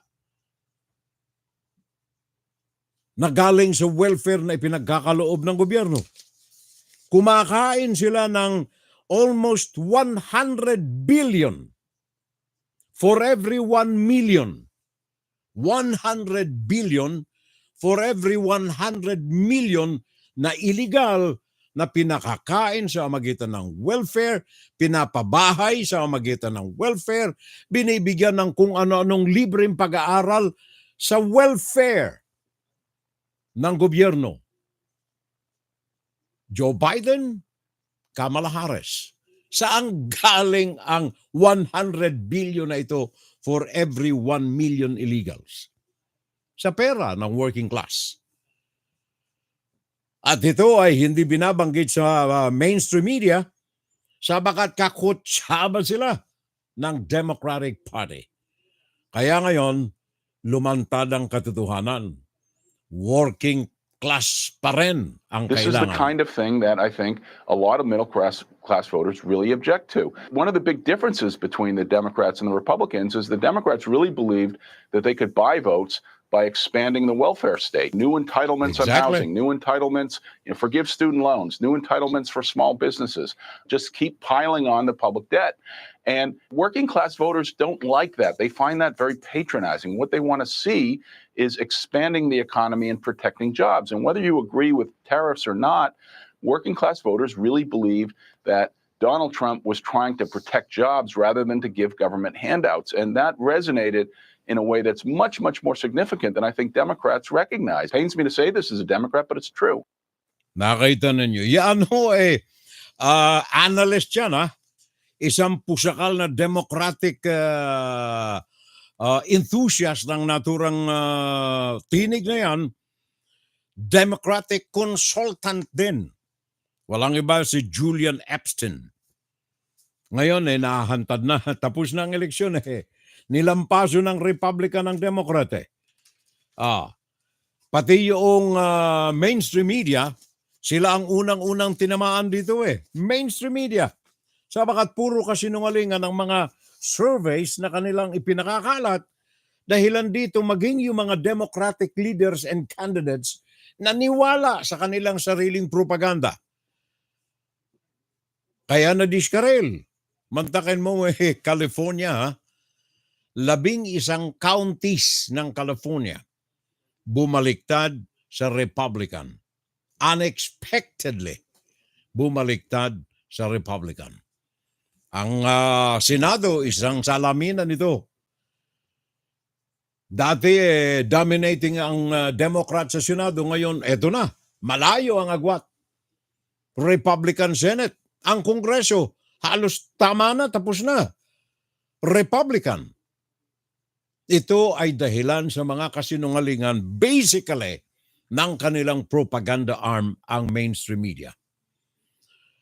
Ngayon, dito sa mass deportation na ito mga kababayan, nais ko lamang bigyan ng maluwag na damdamin at isip ang mga kababayan natin mga Pilipino. Huwag ho kayong mag-alala. Unang-una, malapit ang loob ni Donald Trump sa mga Pilipino, in particular. That I can honestly say. Marami sa kanyang staff, maging sa kanyang private corporations, mga Pilipino ang naandyan. Marami.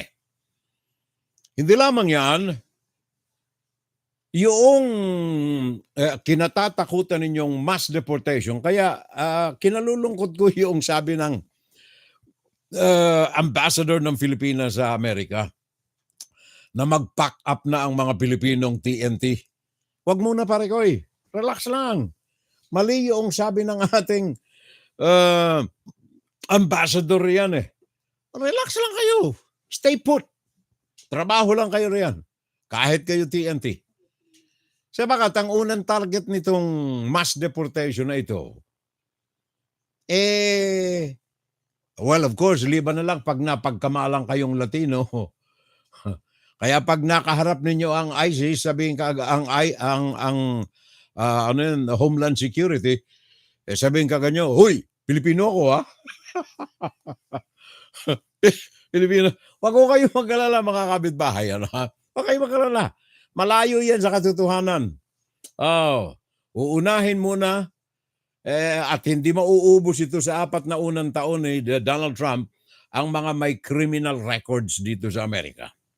Nonetheless, yung kababayan natin may criminal record, pero kung wala, okay lang tayo huwag kayong mag-alala. Ikalawa, may proseso ho yan. Doon sa mga may criminal records, madaling ipatapon yan. In one day, wala na yon Pero kung kayo ay walang dagta ang inyong pangalan at Pilipino tayo, kayo mag-alala. May mga proseso yan, may appeal yan, etc., etc., etc. And it takes time. Kaya relax lang kayo riyan Huwag kayong matakot sa mga mass deportation na ito at yan ay black propaganda again. Exaggerated propaganda again ng ating mainstream media. Pakinggan lamang lagi natin ito. Puso ko sa bayan ko. Yan. Pakinggan lagi ninyo yan. Ang puso natin ay nasa ating mga Pinoy. Kaya yung mass deportation na yan, relax lamang tayo. Relax lamang tayo. At ang pag-usapan natin ngayon na isang importanteng bagay, yung pahayag ng ating mga heneral, mga autoridad natin dyan sa bansa. Second issue natin. Pangalawang usapan natin dito sa ating Insight, Guro-Guro, Opinion, Pan Saturday Live.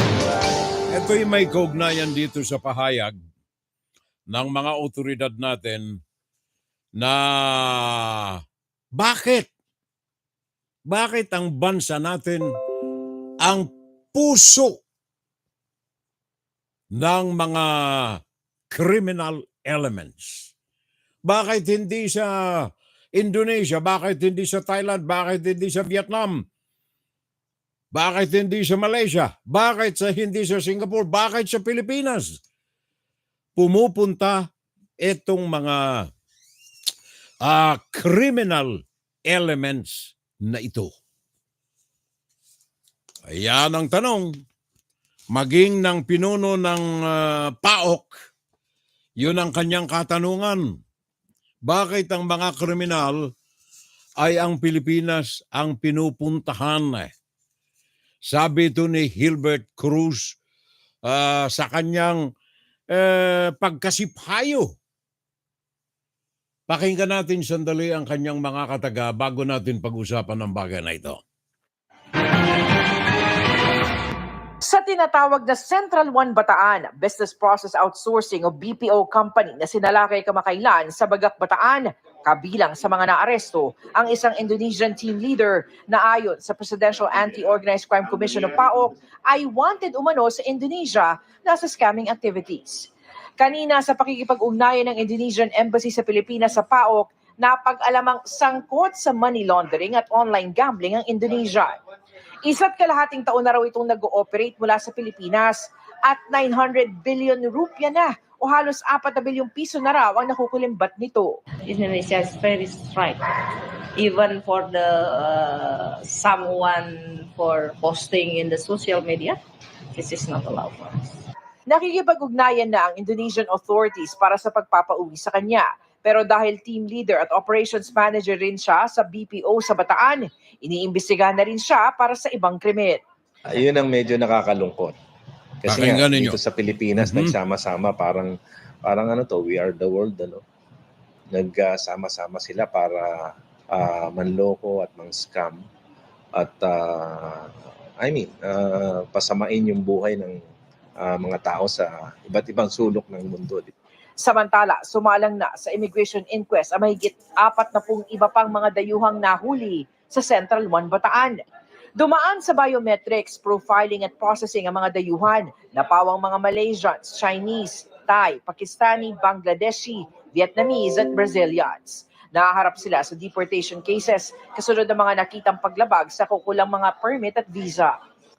Para sa GMA Integrated News, Salima Refran, nakatutok 24 oras. So napakinggan ninyo yung pahayag ni Direktor ng PAOK, Gilbert Cruz. Bakit sa atin pumupunta itong mga kriminal na ito? Ano ba ang meron sa Pilipinas? Well, bayan ko sasagutin ko itong tanong ni PAOK Director Gilbert Cruz. Sasagutin ko sa magitan ng mga balita. Kayo na po ang bahalang tumimbang-timbang. Unahin ko etong issue ng inyong Vice Presidente. Pakinggan nating maigi ang balita na ito. At bakit ito ang isa sa mga dahilan kung bakit ang mga kriminal ay naandyan sa Pilipinas. Wala na namang kinatawa ng OVP na dumalo sa pagdinig para sagutin ang ganitong tanong ng mga kongresista. Sa position paper na ipinadala sa komite, sinabi ng 7 opisyal ng OVP na hindi maaaring sundin ang sabina dahil huli na nila itong natanggap at ang petsa ng pagdinig na nakasaad ay October 28 na nakansela dahil sa bagyo. Muling padadalhan ng sabina ng komite ang 7 para dumalo sa susunod na pagdinig. Hindi rin nakakatuwa na makita na 4 na beses nang inimbitahan to. Pang-4 na kayong hindi naka-attend. Huwag nyo naman kami hahamunin, ang committee ito, na mag-issue na kami ng contempt order sa inyo. Sana mag-attend na kayo. Ngayon pong inibitahan kayo ng pang-5 beses. Pero Lunes pa lang ng gabi, umalis na ng bansa si Attorney Zulaika Lopez, Chief of Staff ni Vice President Duterte, papuntang Los Angeles, California, USA, ayon sa impormasyong isinumite ng Bureau of Immigration sa Committee Secretary. Hindi na rin bahagi ng OVP ang dating tagapagsalita nitong si Attorney Michael Powa. Sabi ni Powa, mutual decision nila ni Duterte na tapusin ng mas maaga ang kontrata niya bago pa ang naunang pagdinig ng komite noong October 17. Yan ang unang balita.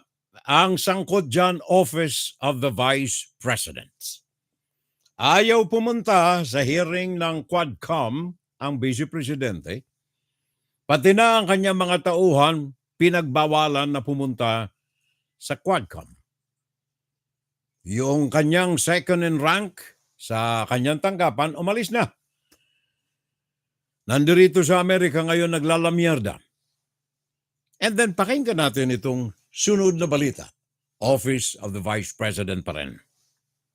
Yes, Mr. Chair. May pagkakahawig umano ang penmanship at tila pareho rin ang panulat na ginamit kahit magkakaiba ang pangalan sa ilang acknowledgement receipts na isinumite ng Office of the Vice President sa Commission on Audit para sa liquidation ng confidential expenses nito noong 2023. Ito ang napansin ni Antipolo City 2nd District Representative Romeo Acop sa pagdinig kanina ng House Committee on Good Government and Public Accountability kaugnay ng confidential expenses ng mga opisinang hinawakan ni Vice President Sara Duterte. The names and signatures of different persons appear to be written with the same pen with a distinct ink on different dates. This is highly irregular. It's the same ink used by ASEC Lemuel Ortoño, the Assistant Chief of Staff of the Office of the Vice President. Tama? Mukha pong pareho, Mr. Chair. No. May mga resibo ring walang petsa o kaya ay walang pirma, sabi ni Zambales 1st District Representative Jefferson Conghon. 158 na acknowledgement receipts naman ang nakita ni One Rider Party List Representative Roch Gutierrez na may petsang 2023 pero ginamit umano para ipaliwanag ang confidential expenses ng OVP noong 2022. Pero katwiran ng OVP sa COA, They said they have inadvertently contained clerical or typographical errors indicating 2023 instead of 2022. Considering the nature of confidential activities which are usually conducted discreetly and completed within a short period of time, and in addition to the lack of attention to details of personnel attending to voluminous papers from several individuals, some data in the acknowledgement receipts submitted as proof of transactions may have been missed. More likely, this was the same mistake committed by perhaps a few persons, which raises the question, are these acknowledgement receipts spurious? Are they bogus? Are they false? Vivian Gulia, ABS-CBN News.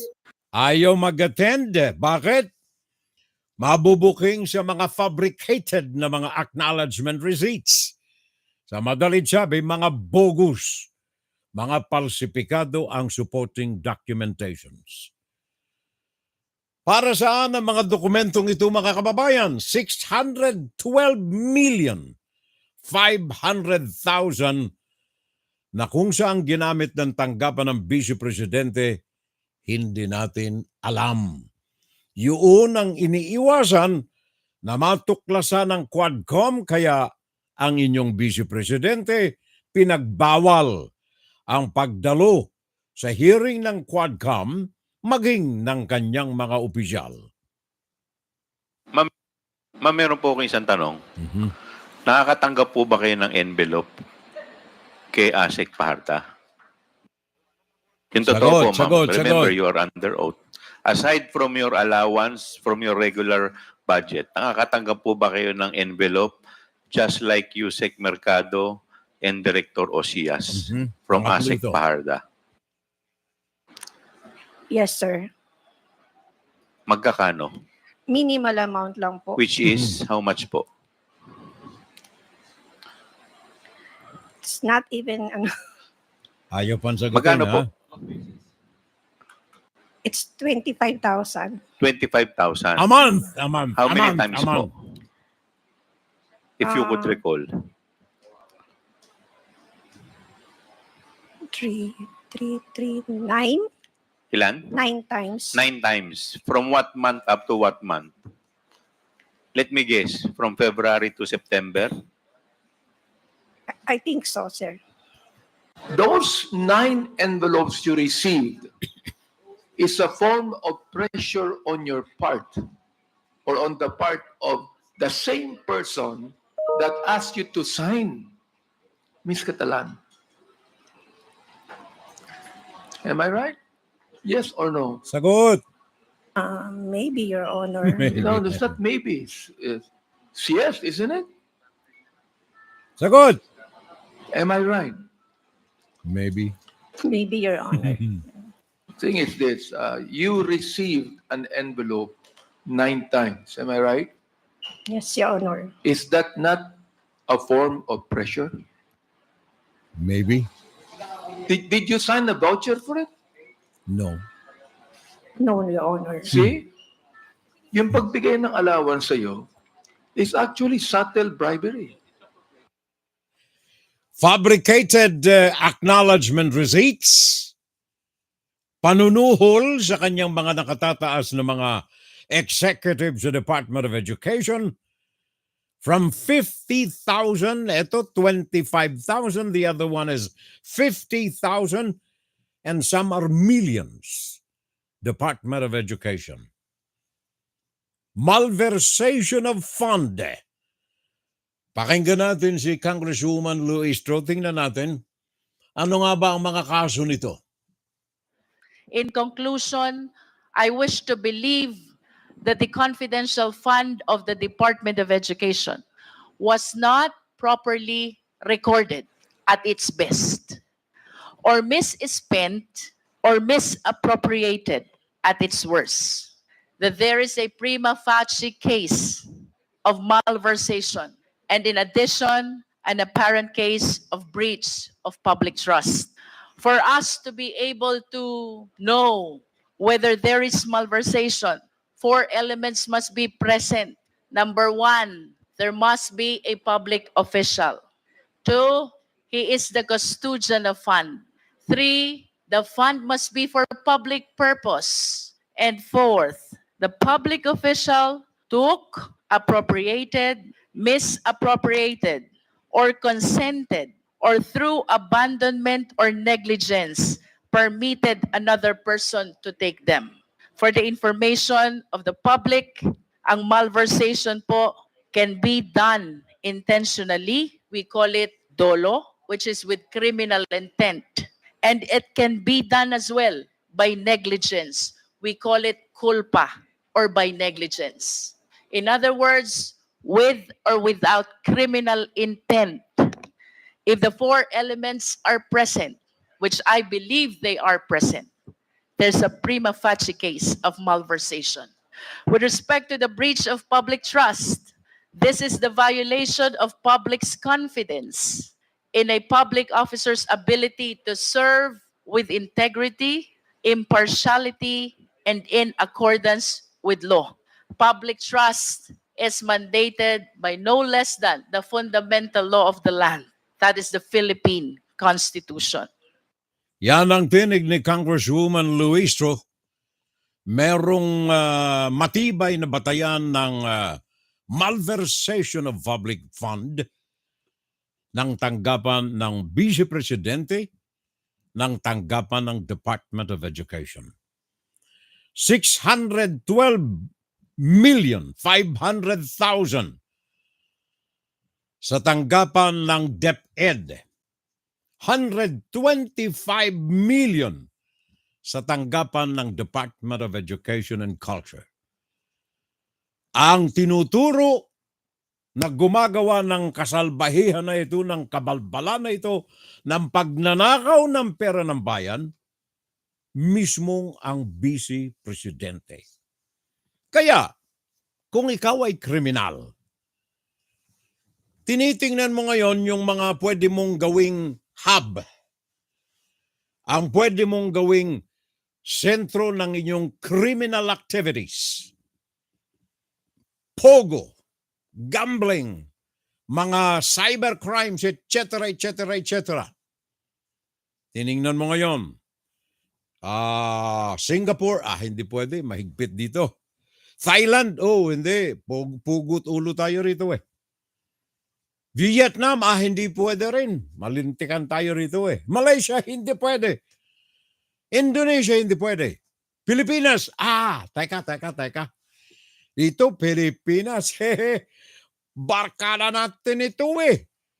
Bili tayo lupa riyan, 200,000 na, dami na lupa na pili natin, mga Chinese communists. Madami. Hindi tayo problema sa mga government official, lagyan lang natin eh.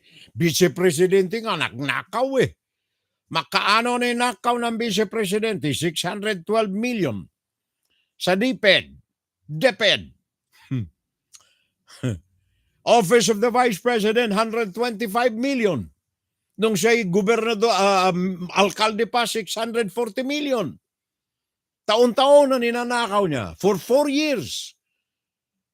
Dito na tayo. Pilipinas na. Unang-una, gusto nga ng tatay nitong maging province of China eh. Ikalawa, padalhan lang natin ng mga spy natin doon na mga estudyante ko sa Cagayan. Maraming mga universidad doon. Bigyan lang ninyo yung mga universidad ng mga donations, ayos na.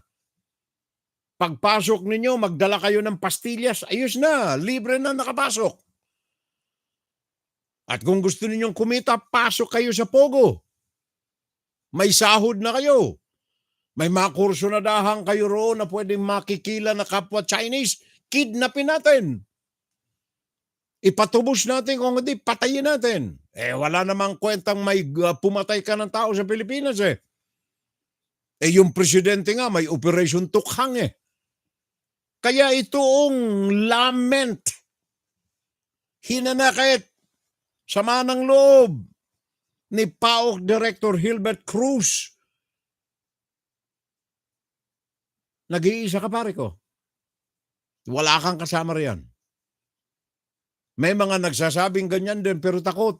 And I hope these days na iba na ang presidente, baka sakali na lumabas na ng lumabas. Kung bakit ang mga kriminal ay ginagawang base ang Pilipinas sabagat nakapagtatag sila ng solido na mga pundasyon sa 4 na taon ni Rodrigo Duterte sa bansa. Sinong mangingilag na gumawa ng criminal activity sa Pilipinas? Kung ang vice presidenteng nakaupo mismo sa Pilipinas ay magnanakaw. Naisiwasan ng salitang magnanakaw kaya nagpresenta ng mga falsifikadong acknowledgement receipts. Masabi lamang na ginasto sa maayos na paraan yung 612 million 500,000 na funding ng Department of Education. Masabi lamang na legal ang ginastusan ng 125 million na confidential funds sa opisina ng Vice Presidente. To the extent na para busalan ng bibig na mga taong nasa kanyang ilalim, pinagbibigyan 25 million kay Catalan, 50 million doon sa isa, 100 million doon sa isa, 1 million doon sa isa. Para lamang mabusalan ng mga bibig ng mga ito. Kaya, Mr. Director Hilbert Cruz, may base ang hinanakit mo sa buhay. Bakit ang mga criminal elements na ito ay ginagawang headquarters ang Pilipinas sa kanilang mga criminal activities? Walang pag-aatubili. Walang kaduda-duda. Pilipinas tayo. Bakit? Gusto nila, province of China pa nga tayo eh. Tsaka doon, libre na. Pasok ka sa Pilipinas eh. Pastillas, ayos ka na. Pwede ka nang pumasok. Wala kang papel Pilipino, pwede. Punta tayo sa Davao. Meron doon na registration doon na Pilipino, bigyan ka ng ID. Bigyan ka ng passport Pilipino. Birth certificate Pilipino, libre na yan. Bayad ka lang, 1,000. 1,000,000, ayos na. Mr. Hilbert Cruz, magtataka ka pa ba? kung bakit ang Pilipinas ang ginawang hub ng mga criminal elements na mostly ay mga Chinese nationals. Libre! 200,000 properties nabili ng mga kriminal na ito dyan sa bansa. May operasyon ng pogo? Hindi magalaw. Bakit? Sabi ni Rodrigo Duterte, kumikita tayo rito. Saan kumikita? Sa bulsa? O sa gobyerno? Baka pareho. Ito lamang talamak ito mga yung anak niya lamang na congressman, 51 million, a billion. Billion ba? Million. Congressional allowance. Congressional fund. Na kung saan hindi umaabot ng 1 bilyon o 1 milyon ang funding ng bawat distrito, bawat lugar. Hawak ng mga congressmen. Magtataka pa ba, Mr. Director Hilbert Cruz, kung bakit nasisipayo ka na ang mga criminal elements ay sa Pilipinas nagkakadagsaan? Isa lamang itong halimbawa. Office of the Vice President, former Secretary of Education, second highest ranking official ng gobyerno. Palsipikadong mga acknowledgement receipts, palsipikadong mga kung anong mga transaksyon, pagbusal sa bibig ng kanyang mga nasasakupan para manahimik. Kumpante ang kriminal na pumasok ng Pilipinas sapagat may mga kakutsaba sila. Di mo na kailangan pang magtago. Punta ka lang sa Davao, meron ka nang makukuhang papel, legal Filipino documentations. Bili ka ng lupa, mag-asawa ka lang kunyari, marriage license ng isang Pilipina. Kagaya ng pinakikinggan ngayon at dinaraos na hearing sa Kongreso. Na ngayon ay kandidata pang pagka-congresswoman sa Metro Manila. Asawa ng isang number 1 pusakal na pinaghihinalaan na may transaksyong kriminal sa bansa. Kaya yung mga kriminal na ito ay magdadalawang isip ba? Mismong nasa gobyerno ay mga magnanakaw. Tingnan ninyong nakalipas na baha dyan sa Pilipinas. Ano ang sabi ng records na nakita natin rito? Records nagsasaad na ang mga proyekto, infrastructure sa Pilipinas nakakaltasan ng 70% ng funding nito para sa bulsa ng congressman, ng contractor, ng supplier, ng mayor, ng governor. Kahit saan dumaan ito may kaltas. Kaya pagdaan ng bagyo, si Christine, warat yung kalsada. Walang kabilya. Yung mga riprap nawasak. Halaw ang gitna, ang loob. Walang filler na mga bato, mga graba, wala. Bakit? Siyempre, yung contractor gagawa ng paraan na matapos yung proyekto sa magitan ng kawalan ng funding, ayusin na lang natin. Superficial development. Kaya, Mr. PAOK Director Hilbert Cruz, huwag ka nang magtaka. Tumingin ka na lamang sa opisina ng Vice Presidente na andyan ang paliwanag. Tumingin ka na lamang sa records ng Department of Education sa kamay ng inyong Vice Presidente na andyan ang sagot mo, Mr. Hilbert Cruz. Tumingin ka sa mga records mo mismo sa iyong lamesa. Sa bawat mga nabubulat-latan mong mga anomalya sa mga sangay ng gobyerno bilang pinuno ng PAOK, naandyan ang kasagutan sa tanong mo, bakit ang Pilipinas ang ginagawang sentro ng criminal activities ng mga sindikato na ito. Inside, guro-guro, opinion, and Saturday Live. Bayan ko, gising tayo. Gising tayo, bayan ko. Pakinggan si Fiorel Salvo tuwing Sabado dito sa FBS Web Radio para sa mga Pilipino. Ang solusyon, ang sagot, ang katugunan sa mga hinanakit at hinaing ni PAOK Director Hilbert Cruz ay nasa kamay ng bawat Pilipino. Juan, Saturday Live! Saturday Live! Saturday Live! Kung kayo ay may pagmamahal sa inyong bayan, Puso ko sa bayan ko! kailangan ay mangibabaw ang ating tinig ng pagbabago. Tinig ng Pilipino para sa Pilipino.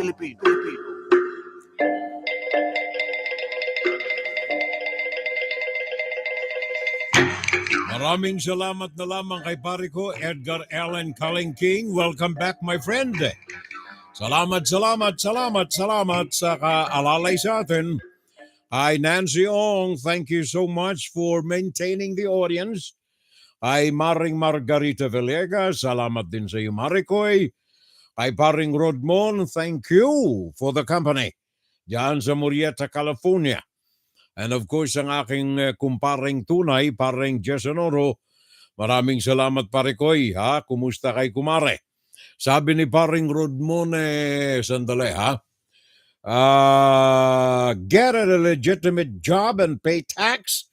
Wag mga illegal o under the table. Hire an immigration lawyer and file for Department of Labor Work Permit and file for immigration adjustment of status through employment. Sabi ni Paring Rodmon. Advice sa mga Pilipino nating TNT dito sa Amerika. Aha. Thank you, pare koy. Paring Rodmon. Meron pa ba akong nakakaligtaan dito ng tahimik? Si paring Junday. Junior Dal, pare koy. Thank you. Maraming salamat. Sa Trump administration ay lalong maaayos ang immigration status dahilan sa ayaw nila ang illegal na mga immigrants. Malaki ang pag-asa, di gaya ng Biden na mahilig sa shortcut at walang pakialam. Sabi ni Paring Rodmon, maraming tiwali na mga government officials na nawala. Sana yon.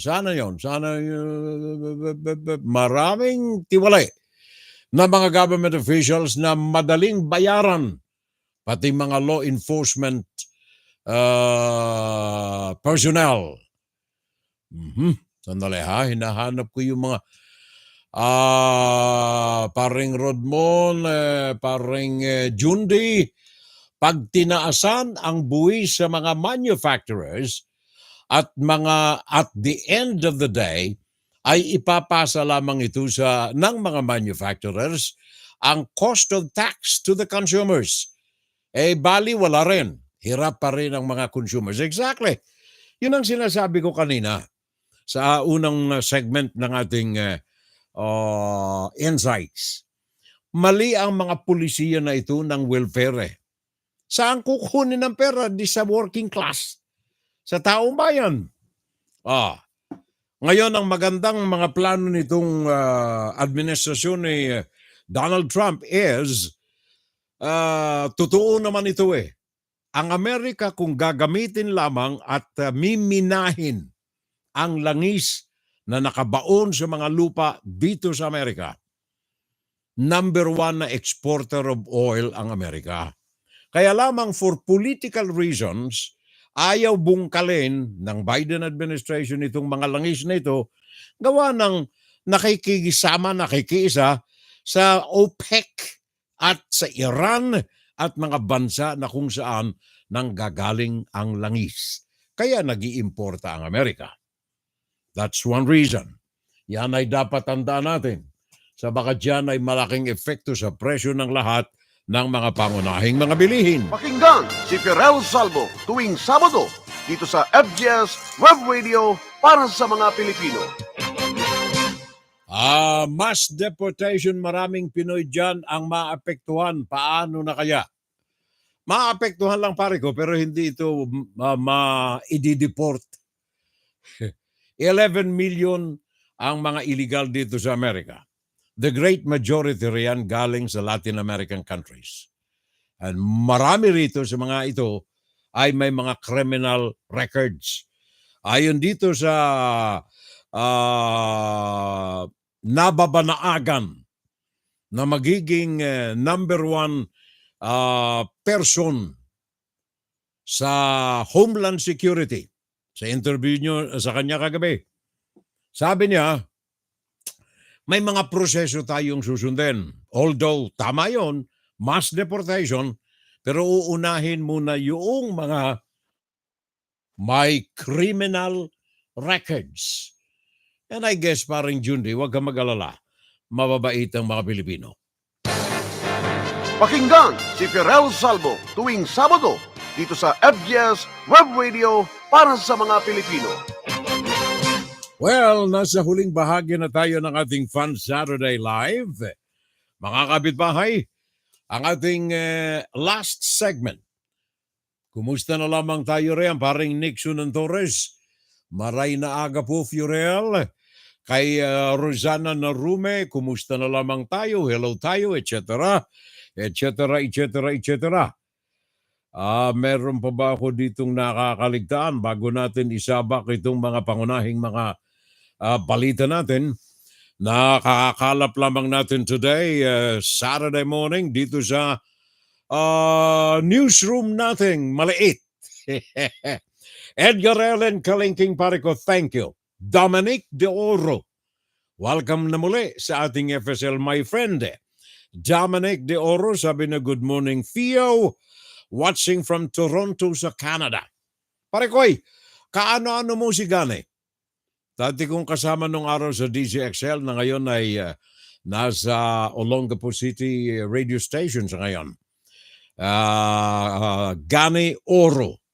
Etong nandirito sa Toronto sa Canada ay si Dominic D. Oro. Thank you, pare koy. And then Margarita Villegas, good morning po, Fiorel. Marhay na aldaw. Bicolano. Si paring Dominic De Oro. No connection daw kay Gane. Thank you, paring Dominic. Regards na lamang sa inyo lahat. Diyan sa Toronto, sa Canada. Puso sa bayan ko. Yun ang aking pahatid sa inyo Ang puso natin para sa ating bayang tinubuan. Ang puso natin para sa minamahal nating bansa. There you are. Filipino-Americans. Okay. Ito. Pakinggan natin sandali. Bago ako magbigay ng ilang mga balita, ito yung reaction ng mga Pilipino sa election ni Donald Trump dito sa Amerika. Alam ba ninyo na one-third lamang one-third ng mga Filipino ay sumuporta kay Donald Trump etong nakalipas na eleksyon. One-third of American Filipinos in the United States. Meron tayong almost 10 million na mga Pilipino dito sa Amerika, lahat-lahat na on the record sa census at saka wala sa census. There you are. Pakinggan natin si TJ Manotok ng ABS-CBN, Los Angeles. Para sa political analyst si Ronald Llamas, mahina ang voter turnout ng Democrats. Mas maliwanag din ang mensahe ni Trump kaugnay ng ekonomiya at issue na immigration. Exit polls na 3/4 ng mga Amerikano ay galit sa Biden government over inflation sa economy, over immigration, over crime. So naging successful si Trump yung kanyang kampanya ay i-define siya Make America great again. Stop immigration. Kumpiyansa naman si Philippine Ambassador to the US, Jose Manuel Romualdez, na magiging matibay ang relasyon ng Pilipinas at Amerika sa ilalim ng Trump administration, lalo na sa issue ng West Philippine Sea. It's in our interest that we have the presence of the United States to keep that place free and ultimately make our territory be respected by China. It's ours and it's not theirs. It's as simple as that, really. It's a mutually beneficial and it's for our mutual interest. Pero may babala si Romualdez sa mga undocumented na Pinoy na nagtatago sa Amerika, kasunod ng bantang mass deportation ng Trump administration sa mga illegal aliens. Because of this new policy, if you're here and you don't have a chance of being here later, I would recommend that they leave right away because the minute you are deported, you cannot come back. Idineklara naman ng Filipino-American na si Isabel Horado ang kanyang pagkapanalo sa Los Angeles City Council laban sa katunggaling si Kevin De Leon. I can't believe it. Like, this is my life. So it's very exciting. It's very promising. The folks in our districts are tired of the status quo, right? They want a change. And so voting this progressive bloc onto council to get things done, to fight for our working families, is what people crave in this district. Hahawakan ni Horado ang 14th District ng Los Angeles kung saan malaki ang populasyon ng mga Pinoy at Latino. TJ Manotok, ABS-CBN News. Thank you. Congratulations, Pinoys in California. Good morning. Magandang umaga sa mga Pinoy natin rin. Maraming mga nahalal, by the way, na mga Filipino sa nakalipas na eleksyon ng Martes. Marami. Kasama riyan yung napakinggan ninyong tinig. And of course, may mga representatives tayo. Some ay Republican, some are Democrats na nahalal from California. Kaya saludo tayo riyan. At doon sa may kalahating milyong Pilipinong walang papel. Kalahating milyon yan eh. From 300 to 500 Filipinos sa iba't ibang panig ng estado natin. Relax lang kayo. Although tama naman yung sabi ni Ambassador Romualdez, Jose Manuel Romualdez. Tama naman yung sabi niya na pag kayo'y na-deport, hindi na kayo makatutungtong na muli sa Amerika. After 10 years pa, maaaring ikonsidera ang inyong papeles. After 10 years. Kung expired na visa ninyo, nandirito kayo, kung kayo may visa, 5 years, kung paalisin kayo by force, 5 years pwede kayo mag-apply ulit. Pero kung kayo ay pinatapon gawa ng undocumented, medyo matagal-tagal. Pero sabi ko na nga kanina, kayong kalahating milyong mga Pinoy dito, relax lang. Bago kayo abutan ng kamay ng batas ng Amerika, sa paalala at reminder ng ating magiting na Philippine Ambassador to the US, Mr. Romualdez, matagal bago kayo abutan. Relax lang. Sabi ni parang Dominic De Oro, wife ko po si Margarita Villegas ba ito, pare ko? Margarita Villegas. Okay. Pakibati po si Mrs. ko. November 5 ang kanyang birthday, Mary Jane Molina Torres. Palagay ko pinagalitan ka ng asawa mo, pare ko. Bakit mo ngayon mo lang pinabati sa akin? Anong petsa na ba ngayon? 9 na ngayon Dapat pare ko, parang Nixon, dapat nung isang Sabado mo pa sinabi sa akin Lampas na Palagay ko naging outside kulambu ka ngayon. Pare ko, kaya ka napagalitan siguro, pare kong Nixon. Sabi siguro ni Mary Jane, kinalimutan mo birthday ko, hindi mo pinabati kay Tirele. Wala ka, 1 linggo kang outside na kalambu. Walang kalakalabit.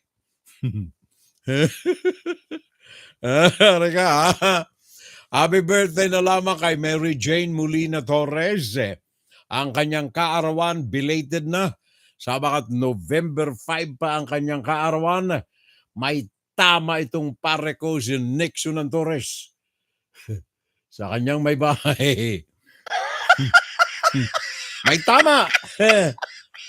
Magtakay mo 4 pa yung, 5 pa yung birthday, ngayon lang binati. Samantalang meron tayong programa nung Sabado. Oh, may tama ka pare ko, may tama ka. Sabi tuloy ni June Di Valencia, drill baby, drill. Parang Nixon. Nixon ng Torres. Sabi ni June Di Valencia, drill ka daw ng drill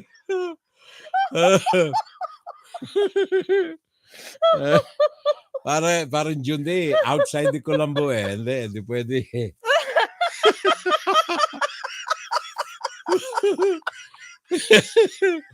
Okay na. Nahahawa nitong tumawa Parang June Di, hindi pwede yung drill Binati ni Nixon yung misis niya, birthday November 5, tapos ngayon niya lang babatiin. Ano ka? Hilo?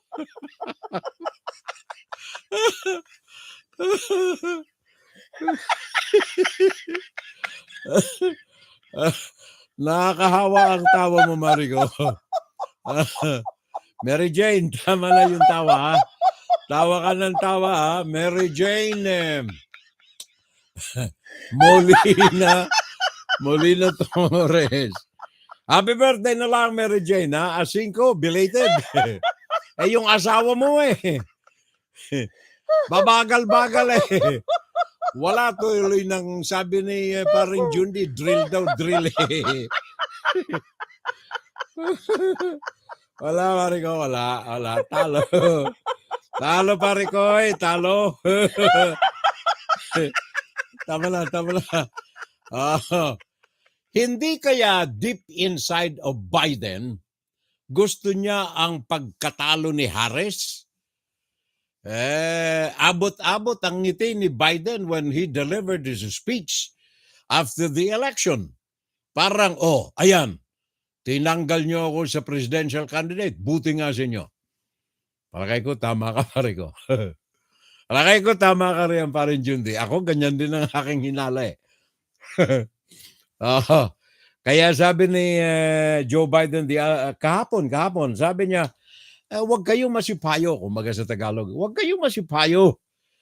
Ang isipin lang ninyo na yung mga nagawa kong magaganda't magagaling nung nakalipas na 6 na taong ko. 4 na taong ko. Yun na lang ang isipin ninyo. Huwag ninyo ang isipin na talo tayo. Very good morning, Furel. Sabi ni paring Romy Varay. At sa lahat ng ating mga listeners, sorry po na late na naman ako. Congratulations, Trump, for the new elected president. God bless us all. And God bless Philippines, sabi ni paring Romy Varay. There you are. Breaking news! Ito na!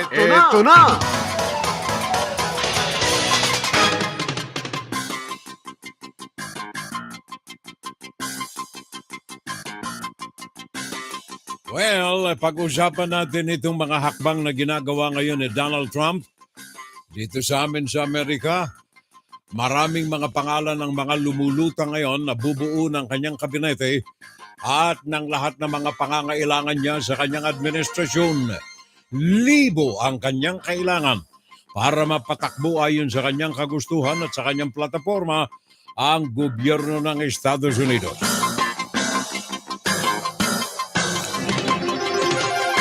In the front line, President-elect Donald Trump appointed Susie Wiles as his White House Chief of Staff, marking the first major appointment of the incoming administration. Wiles, who has opted to work mostly outside the political spotlight, has deep roots in the Republican politics. Pakinggan natin ang report ni Christian De La Rosa from Mar-a-Lago, dyan sa Florida, galing sa WPLG Local 10 Television. Pakinggan natin Ang report na ito na may kaugnayan sa appointment. Yes, good evening. Call it the center of the political universe. Just on the other side of the water here in Mar-a-Lago, some big decisions being made. The Iceman. Usually in the background, away from cameras, and widely credited for managing Trump's campaign to victory. President-elect Donald Trump naming Susie Wiles of Florida to be his White House chief of staff. Wiles is a longtime Florida-based Republican strategist, having ran Trump's campaigns in 2016, 2020, and 2024. She also helped Ron DeSantis win the governorship in 2018, and the same with Rick Scott in 2010. This, Trump's first appointment out of Mar-a-Lago, where more decisions are being made as we speak. Florida Senator Marco Rubio says he's on standby. So your name's floated around for a Secretary of State. If you're asked, you would serve in a Trump administration, Senator? Well, I'm going to work with the Trump administration, whatever capacity they feel is best. I'm not presumptuous to say they're going to pick me. Donald Trump makes that decision, and he makes good decisions about the people that work for him. Trump went through 4 chiefs of staff and a record-setting churn of top aides in his first administration. This time, sources inside Trump world say he's looking to loyalists to fill his cabinet. In the campaign, Trump suggested the world's richest man, Elon Musk, and Robert F. Kennedy Jr. could also play roles in his new team. And on X, Florida Governor Ron DeSantis propping up his Surgeon General and vaccine skeptic Joseph Ladapo for a spot as Secretary of Health. Many of our viewers will remember a very tumultuous time with Trump's first cabinet and staff. He and his advisors are hoping it is very different this time around. Susie Wiles becomes the first woman to ever be a White House chief of staff. And what happens with Senator Marco Rubio and other members of Florida's congressional delegation, stay tuned.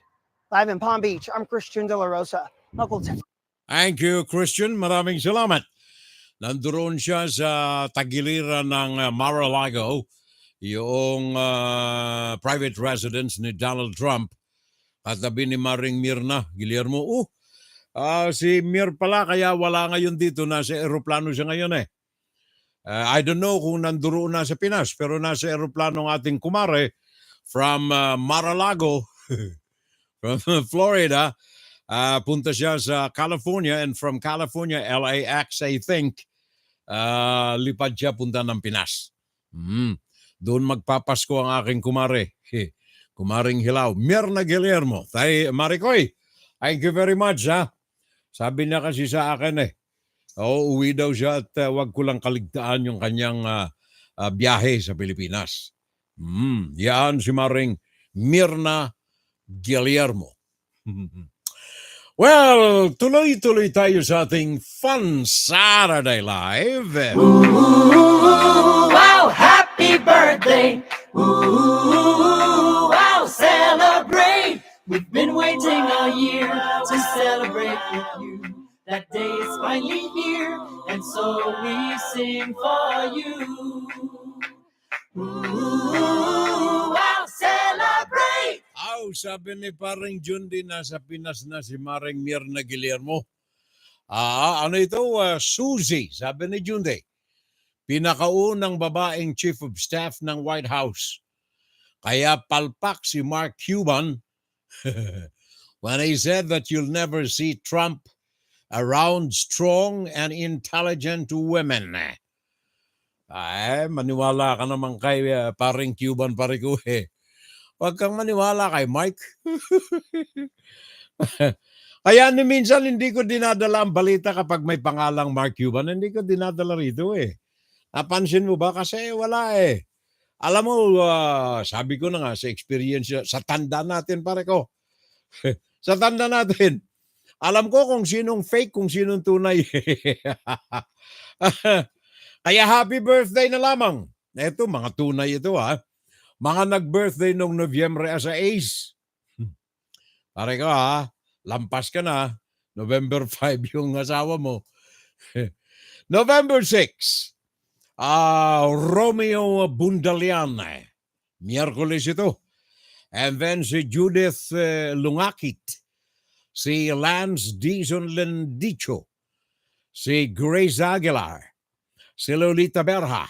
Domingo Usita, Marvin Salvo, Felisa Salvo Jimenez, Maria Victoria Cabuloy, Ruby Arnaiz Loresto, at saka ang kaibigan nating maganda, Kirby Asunto. Sa lahat ng kaibigan ko, ito ang hindi ko kilala eh. At saka hindi niya rin ako kilala. Pero friend ko siya. Kirby Asunto. Happy birthday sa iyo noong Nobyembre 6. At saka nung Webers naman na 7, si Maylene Salvo, Johnson Lazaro, Avalone de los Santos, Jonavel Nava, Rene Salvo, Mayin Huico, Delma Salvo, Nina Pineda. Aba, kasama natin ito sa AAJA, Asian American Journalist Association, at news reader, news reporter, news correspondent sa ABC News, Nina Pineda. There you are. Happy birthday na lamang noong araw ng Huwebes, Nina. At saka si Ariel Bungalon Demagante, ang pamangkin ng aking may bahay, anak ni Kuya Tony, Antonio Demagante. Ariel Bungalon Demagante, happy birthday noong araw ng Huwebes. Kahapon naman Friday, Rosana Aba, Rose. O nga pala eh. Kahapon ang kanyang birthday, tatahi-tahimik ito eh. Sabi ni Rose, good evening po, Manoy. Kawawa ang mga kababayan natin sa sunod-sunod na mga bagyo. Sabi ni Rosana Narume. Hi, Rose. Happy birthday yesterday. Rosana Narume ng Japan. Diyos maray na banggi, Diyos mabalo sa imo, at saka maugmang kumpleanyo.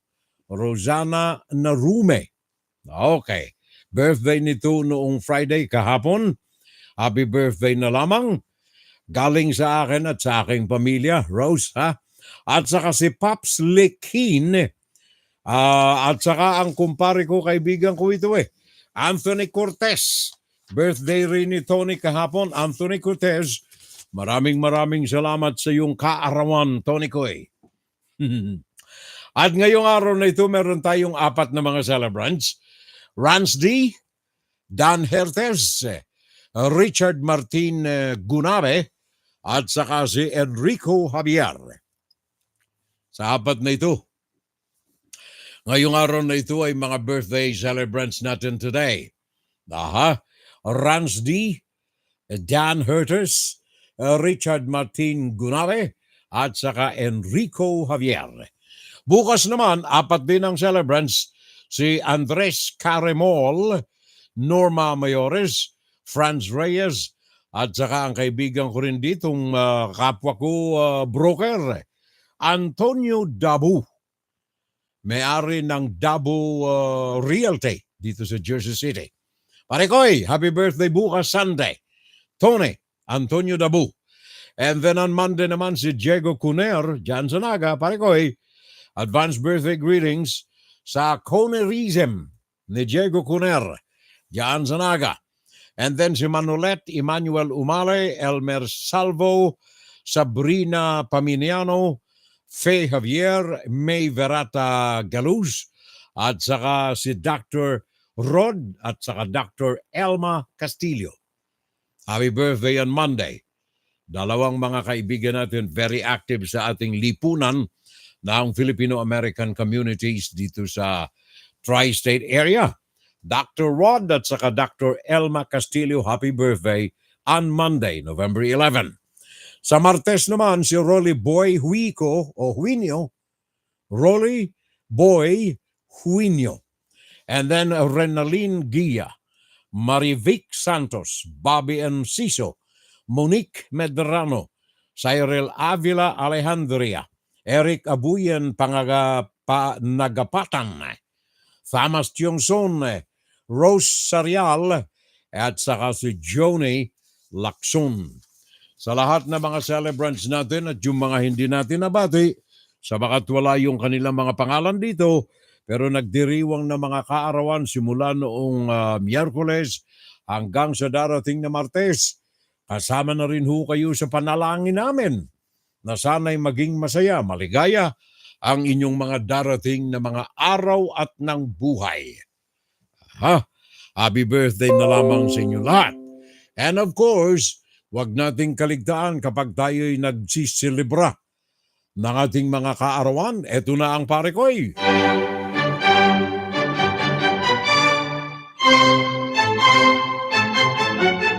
Sa mga residente at sa mga bumibisita sa Pampanga, Bulacan at Tarlac, kung may okasyon o wala man, kung ang hanap ninyo ay masasarap na breads, cakes, and pastries, tandaan ang pangalan, Armenia's Bake Shop. Armenia's. Sa Armenia's, makabibili kayo ng mga dekalidad na breads, cakes, and pastries. Sigurado, makukontento kayo sa mga breads, cakes, and pastries ng Armenia. Kahit ikumpara pa ninyo sa iba. Subukan na ninyo. Tunay ninyong maiibigan. Pili na! Order na! Grab food na! Now na! Armenia's Bake Shop. Bring home the best tasting breads, cakes, and pastries. Visit Armenia's Bake Shop Facebook page for details. Thank you, pare ko'y. Maraming salamat as usual, paring June de Valencia. Tandaan lamang natin itong mga bagong sangay ng Armenia's dyan sa Ana Commercial Building.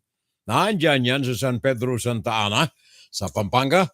Naandyan din ang isa pa sa MacArthur Highway sa Apalit, 2016 sa Pampanga. And then meron sila sa 47 Hill Puyat Avenue sa Guagua, Pampanga.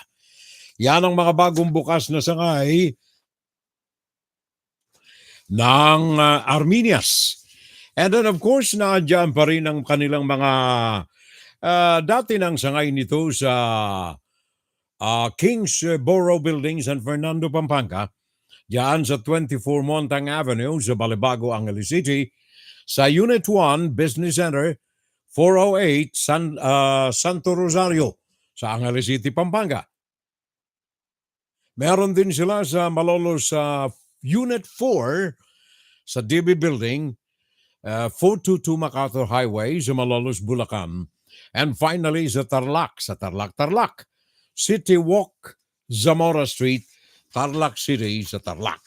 Yaan ang Armenia's Cakes, Breads, and Pastries. Kay Maring Marietta Lamar, happy watching, Mariette. Happy birthday na rin sa iyo. Ang aming socialite dito sa tri-state area. Walang mga sosyalang kami rito. Nawala itong Marico eh. Marietta Lamar. Paano? Maganda na. At saka laging modelo pa ang kanyang damit. Maring Marietta Lamar, ang aming kumari ritong maganda. Happy watching to you. Thank you very much. At saka, sandali, meron pa eh. Paring Jimmy Alcano. Thank you very much, Jim.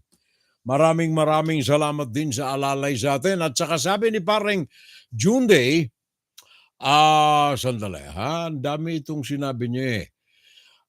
Sabi ni paring June de Valencia, hindi kaya deep inside, nabasa ko na, ito na lang, Susi, pinakaunang babaeng chief of staff ng White House. Ayun, nabasa ko na rin. Nabasa ko na rin pare. Nabasa ko na pala. Kala ko hindi ko pa nababasa. Kahapon Friday mga kababayan, binabantayan ko kasi itong developments ng congressional elections. Yung mga congressmen galing sa iba't ibang mga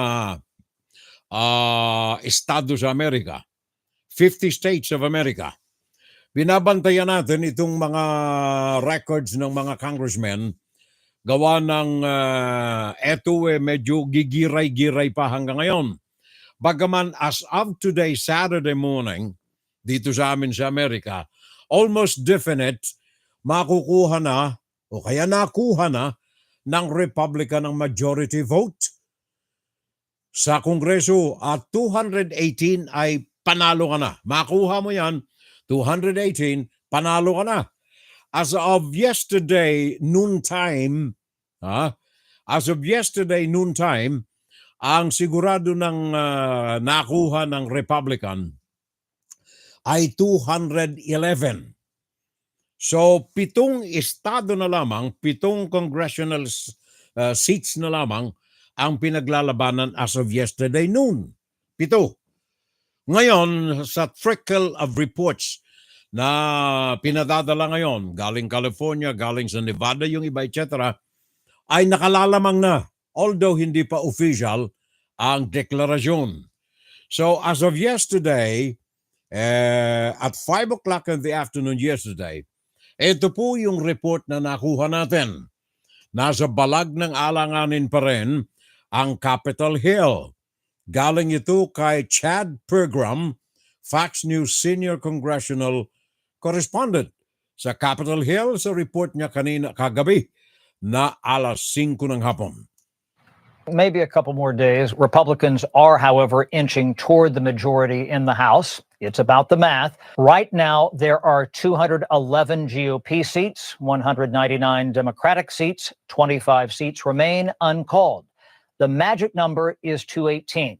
House Republicans believe they might have the same narrow majority they have now. We still have a great opportunity to flip Alaska from Democrat to Republican. We're leading. Nick Begich, our candidate, is ahead right now by a number of points, but they have a slow counting system there called ranked choice. So, we're probably going to be in the 221 to 223 range.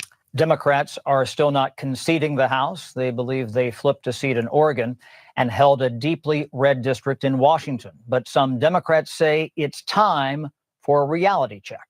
No, come on.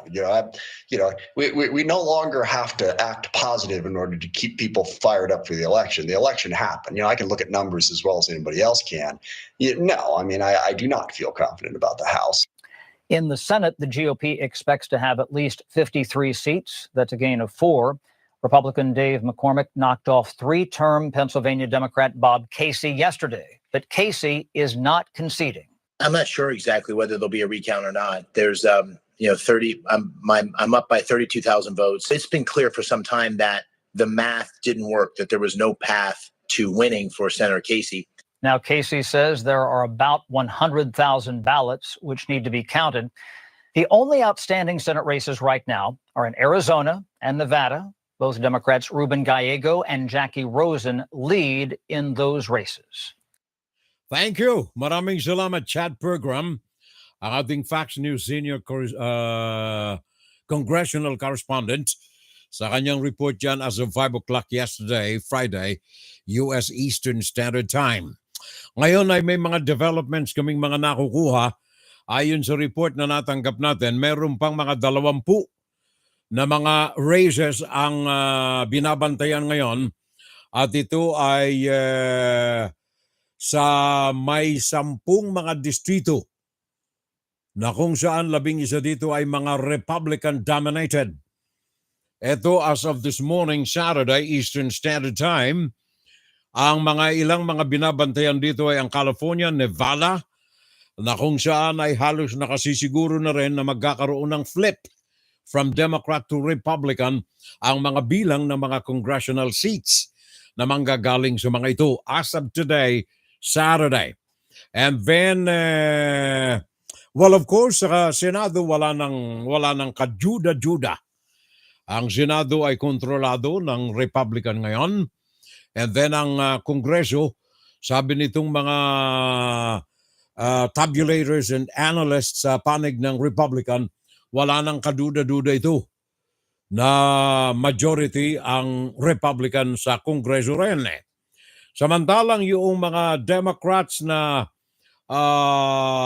kung saan ay embedded ang mga congressional seats sa panig ng Democrats, like New York, for example, ang mga ito ay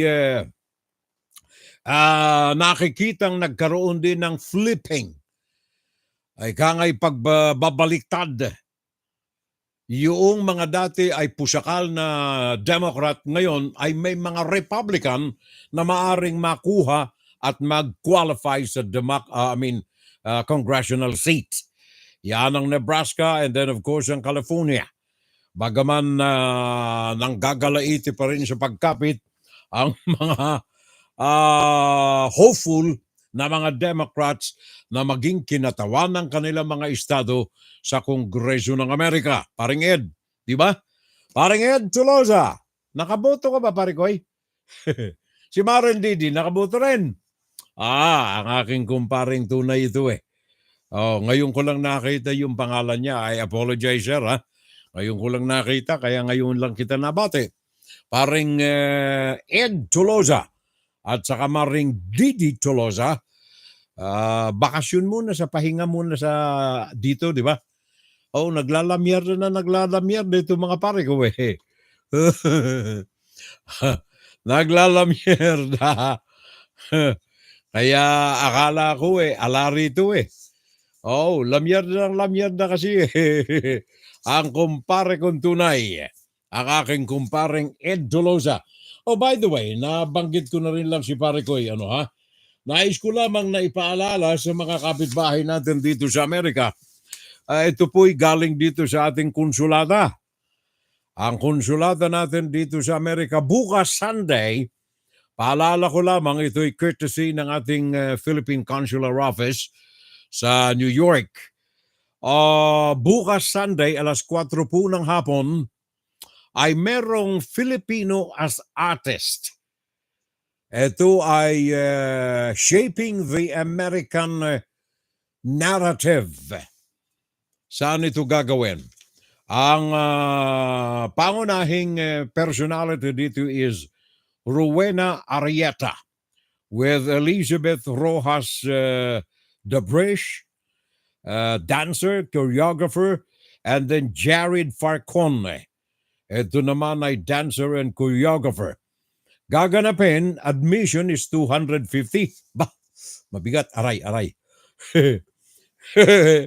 Admission ay 250, general admission 150.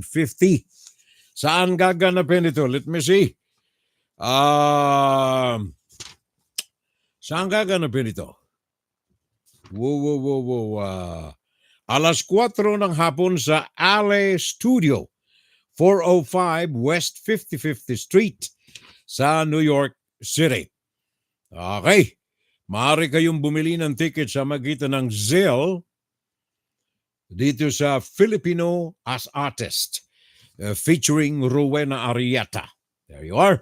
Yan ay bukas, alas 4 po ng hapon ng showtime. Also sa konsulada pa rin, Philippine Consular Office. Ito naman ay next Saturday ito, hindi ngayong Sabado. Next Saturday, magkakaroon ng parole making workshop. Alauna ng hapon hanggang alas 3 sa Philippine Center. Yan ay sa konsulada ng Pilipinas, diyan sa New York, na nasa 55th Fifth Avenue, New York City. Kaya yung mga interesadong matuto na gumawa ng parole, yan ay sa Nobyembre 23, alauna ng hapon. Pumunta na lamang kayo sa Philippine Consular Office, dyan sa Philippine Center, sa 5th Avenue sa New York. Yan ay sa Sabado 23 ng buwan ng Nobyembre, alauna ng hapon. Also again from the Philippine Consular Office, ito po ay may kaugnayan sa pagbubukas ng simbang gabi sa konsulada. Simbang gabi sa konsulada, ito naman ay sisimulan sa Disyembre 5. Matagal-tagal pa. Simulang December 5 hanggang Disyembre 13. Kapag weekday or weeknight, ang simbang gabi sa konsulada ay gaganapin ng alas 6 ng gabi. Yan Monday to Saturday. And then, Monday to Friday, alas 6. And then Saturday and Sunday, alas 3 ng hapon. Diyan sa Konsulada, ang simbang gabi sa Konsulada. Okay?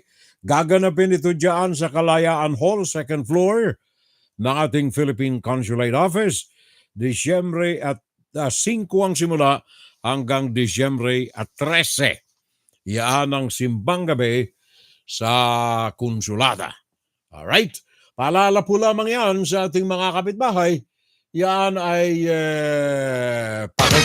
Ugnayan, pakinggan. Paglilingkod sa bayan din natin yan sa ating mga kapatid. Public service. At yan ang tinig ng ating mga otoridad. Tinig ng Pilipino. Para sa Pilipino. Para sa pusong mga Pilipino. Puso ko sa bayan ko. Agapay po ang inyong abang lingkod, mga kapitbahay.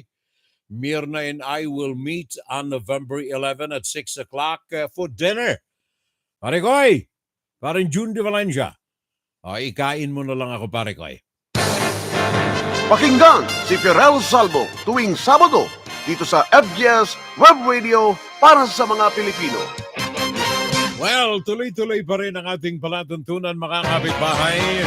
Juan, Saturday Live.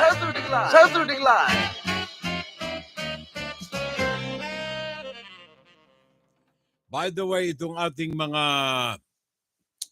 ilang sektor sa ating Department of Education and Culture, not necessarily DepEd, kundi sa mismong samahan ng mga paaralan diyan sa Pilipinas. Ano ang tawag dito?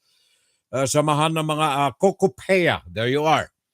Yung COCOPEA, mga samahan ito, umbrella organization, ng may 1,500 na mga private schools diyan sa Pilipinas. Ang mga sektor ng mga mag-aaral at mga guro na sakop ng COCOPEA diyan sa Pilipinas, nananawagan sa pamahalaan at sa pamunuan ng COCOPEA. Ano nga ba ang ibig sabihin ng COCOPEA? Sandali, hahanapin ko lamang may ibig sabihin ito eh. Wala. Sandali, ha? Council of Private Educational Association of the Philippines. Council of Private Educational Association of the Philippines. Nananawagan yung ilang mga guro at mga estudyante, mga leader sa COCOPEA na pag-isipang maigi ang binabalak nito na pakikipagsanib sa mga proyekto ng ACT, hindi ng ACT, ng NTF-ELCAC. There you are. NTF-ELCAC. Gawa ng meron pong nabubuo ngayon na mga usap-usapan sa pagitan ng dalawang pangkat na ito, na mga pamunuan ng NTF-ELCAC at saka ng COCOPEA, na magkaroon ng magkasanib na aktibidad laban sa mga anong tawag niyan, mga kaliwete, yung mga supporters ng komunista diyan sa bansa. Nangangamba itong mga aktivista na baka gamitin nitong pinagsanib na lakas na ito ang mga personal na pagtumbok sa mga hindi nila kursunada na mga eskwela o kaya mga leader na sa kanilang paningin ay gugulo sa operasyon ng mga paaralan. Kaya sabi nitong mga aktivista at mga guro, pag-isipang maigi ng mga pamunuan ng COCOPEA. Sabi nila, this is a dangerous development that follows the same playbook of red tagging promoted by NTF-ELCAC. It is now trying to legitimize its watch hunting operations by co-opting private educational institutions through COCOPEA. Yan ang pahayag po ni Antonio Tino na dating ACT Teacher Party List Representative. Yan ay paghahayag nila ng panganib na baka gamitin ang pinagsanib na itong lakas ng dalawa ng NTF-ELCAC at saka ng COCOPEA upang usigin ang sa kanila ay mga pinaghihinalaang pa lamang na mga kaliwete sa mga campuses ng mga paaralan. So yun ang panawagan na sana ay pakinggan, sabi ng pamunuan ng COCOPEA o ng mga leftist. Pakinggan si Firel Salvo tuwing Sabado dito sa FBS Web Radio para sa mga Pilipino. Thank you, paring Jundi. Nakaagapay kagad ang pari ko. Nakuha na natin. Ayos na. Nakuha na natin. Ayos na, pari ko. Coordinating Council of Private Educational Association or COCOPEA. There you are. By the way, nabanggit ko ang edukasyon. Nabanggit ko lang ang edukasyon. Yung bagong pamunuan ng Department of Education, DepEd, sa ating bansa, na dating Senador, Education Secretary now, Sani Angara, meron siyang ipatutupad na pagbabawas ng mga subjects, mga aralin sa curriculum ng high school sa ating bansa. Especially, yung mga nasa, anong grades ito? 11 and 12. Grade 11 and 12. Sabi ni Education Secretary Sani Angara sa kanyang pagsalita sa komperensya ng education leaders at mga eksperto sa Asia noong araw ng Huwebes, Nobyembre 7, I think, kung ako hindi nagkakamali. Ayon sa kanya, merong pangangailangan na bawasan ng mga subjects ng mga senior students sa high school curriculum upang mailigtas ang mga eskwela na ito sa mga hindi na kailangan. Ang iba rito ay mga obsolete na, ang iba ay mga redundant subjects na kanilang pinulbus na sa mga unang grado ng kanilang high school and elementary. At ito ay makakaapekto sa pagbawas ng pasanin ng mga nasa grade 11 at saka grade 12. Gagawin na lamang to the limit of about 6 subjects. Merong mga sektor ng mga teachers ang nagsabi, ay salamat, gawa ng talagang nakikita natin ang pasanin ng mga eskwela na kung saan ay maaaring ipaghanda na nila sa paghahanap ng trabaho itong mga last few years sa high school, hindi kundi nakababad pa rin, nakasubsub ang kanilang mga ulo sa kanilang mga libro gawa ng overloaded subjects sa grades 11 and 12. Sabi ng mga teachers, maganda ito. Well, of course, meron ding mga sumasalungat. At alam na ninyo kung sino, anong grupo ang mga sumasalungat. Ito yung miyembro ng ACT. Mga liberal, mga sabi ng ELCAC, mga kaliwete na mga miyembro ng pagtuturo sa bansa. Ria Fernandez, News Television 5. Pakinggan natin ang kanyang dagdag. Nasa second year college na noon si Shenmei nang magpa siyang tumigil sa pag-aaral. Buti na lang daw, swak ang mga natutunan niya sa senior high school. Kaya nakapagtrabaho pa rin siya bilang accounting staff ng isang construction firm hanggang naging marketing head siya ng isang veterinary at medical clinic sa Las Piñas. Malaking bagay po yung pinasukan namin ng immersion unlike sa other senior high school. Kaya ang Department of Education, babawasan na raw ang mga subjects sa grades 11 at 12 simula sa school year 2025 to 2026. Ayon kay Education Secretary Sani Angara, ang mababawas na panahon sa mga aralin ay itutuon sa mga on-the-job training at work immersion. Bagay na kailangan din ng iba't ibang industriya. Welcome development naman ito sa mga guro. Medyo congested po talaga ang curriculum ng grade 11 and 12. Medyo malawak or mas marami silang kailangang aralin where in fact some sub can be integrated po.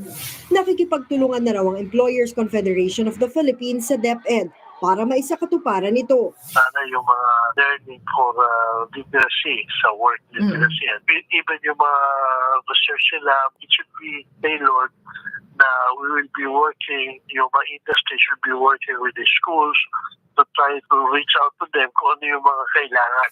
Nagbabalita mula sa Frontline, Ria Fernandez, News 5. Thank you, Ria. Maraming salamat. Totoo yan eh. Alam ninyo pinagmamasdan natin itong curriculum dyan sa bansa. Makikita natin na yung mga nagtapos ng high school, halos walang tsansa, walang pagkakataon makakuha ng trabaho. Bakit? Unang-una, scarcity of job opportunities. Halos wala. Ikalawa, may bakante naman, mantakay mo, tindera ka lang sa sari-sari store, hanapan ka ng diploma. Hanapan ka ng rekomendasyon ng politiko. Kukunin mo kung ano-anong mga ID kung saan sa mga clearances. Wala na. Walang pagkakataon. Kaya tama itong approach na ito ni Education Secretary Sani Angara. Bawasan at saka ilagay na magkaroon yung lingwahe na ginamit, immerse, mapasama, maisalin, mix sa job opportunities ang mga eskwela natin. Sa paanong paraan? Ihanda sila. Kagaya nung araw nung ako'y high school dyan sa Pinas, nung elementary, meron na kami mga vocational subjects dyan eh. Ang tawag niyan sa high school, elective eh. Kaya ako'y nahilig noon sa electronics, yung naalala ko pa yung teacher namin, si Mr. Asido eh. Asido. Oh, tinuro sa amin kung paano mag-welding ng mga parts ng radio. Naalala ko nung araw, nung high school ako, nakabuo ako ng radyo eh. Oh, nakabuo ako ng radyo. Gamit ka ng diode, gamit ka ng resistor, gamit ka ng transistor, etc. etc. Oh, nakabuo ako at my early age sa high school ng radyo. Oh, bakit? Natutuhan natin yan. Yun ang ating immersion of education sa job opportunities. Ihanda yung mga eskwela na magkaroon ng sapat na kaalaman, eksperyensya sa trabaho. Lalo pa ngayon na kung tutuusin kung ang mga politiko lang natin dyan matuwid sa kanilang panunungkulan, sinayang ni Rodrigo Duterte yung opportunities na nag-alisan yung mga manufacturing companies ng Japan, ng European Union, ng Amerika sa China. Nung mag-alisan sila, malas lamang ang Pilipinas sabagat nasa ilalim ng Make Us a Province of China Rodrigo Duterte. Kaya yung mga manufacturing companies na inalis, partikular ng Japan, yun ang aking kinalulungkot riyan Nag-alisan yung mga manufacturing companies sa China from Japan, nilipat nila sa Thailand, nilipat sa Vietnam, wala halos na dinala sa Pilipinas. Bakit? Takot sila sabagat maka-China yung nandiyan Rodrigo Duterte Kaya yung sandamakmak na mga korporasyon, mga manufacturing companies na inalis ng European Union, na inalis ng Amerika, inalis ng Japan, sa China, halos walang nakarating sa Pilipinas. Paring Elmer Dungka. Di ba? Pare ko, magkaklase tayo, magka-batchmate tayo noong high school sa UNC. Naalala mo si teacher Asido? Di ba nagturo sa atin yan ng elektroniko electricity ako, natuto akong bumuo ng transistor radio. Magaling yan, di ba, pare ko Ito kaklase ko ito Kaklase namin ni Mrs. Elmer Dungka. Pare ko happy birthday! Nanonood sa atin ang kumpare ko Elmer Dungka. Di ba? Yun ang dapat yung mga subjects preparatory to experiencing actual job. Di ba parang Ed? Sabi ni parang Ed Tolose, true sir, college entry ako, bellboy, hinahanapan ng diploma, maaga,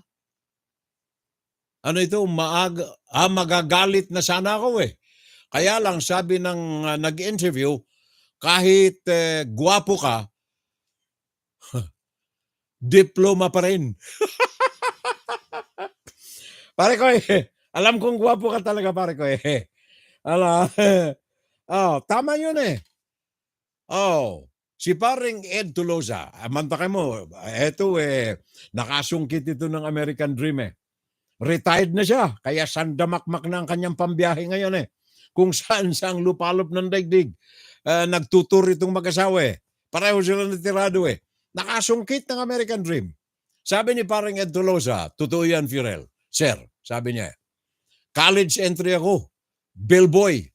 Tama yan pare ko eh. Alam mo ba, ito hindi pagyayabang ha, tama ito eh. Yan ang immersion of experience, of education to actual job. Tama ito, saludo ako sa iyo Mr. Angara.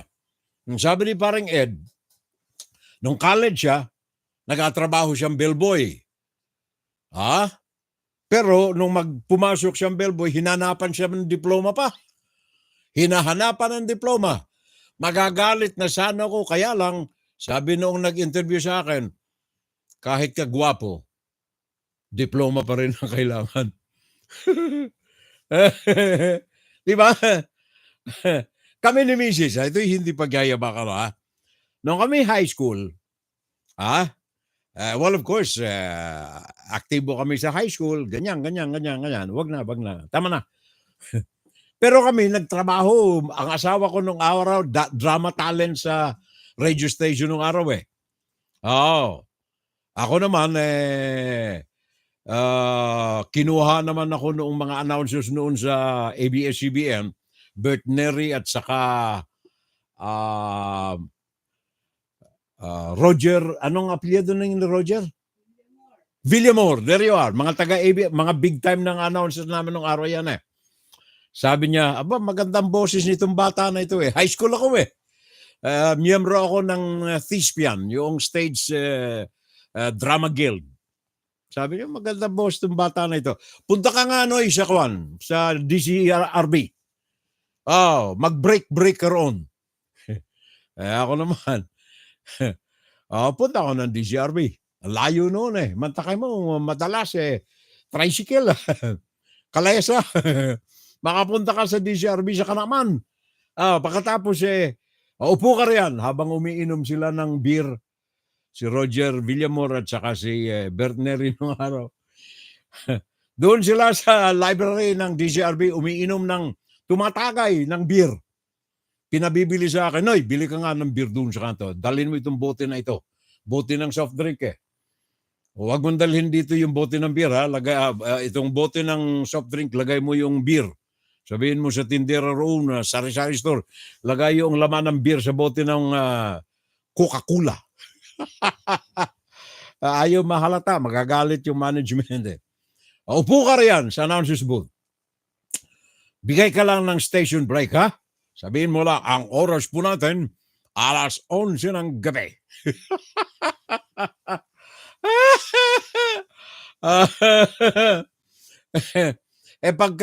Sapagat magkaiba kami ng estasyon ng asawa ko, DCRBC, ako.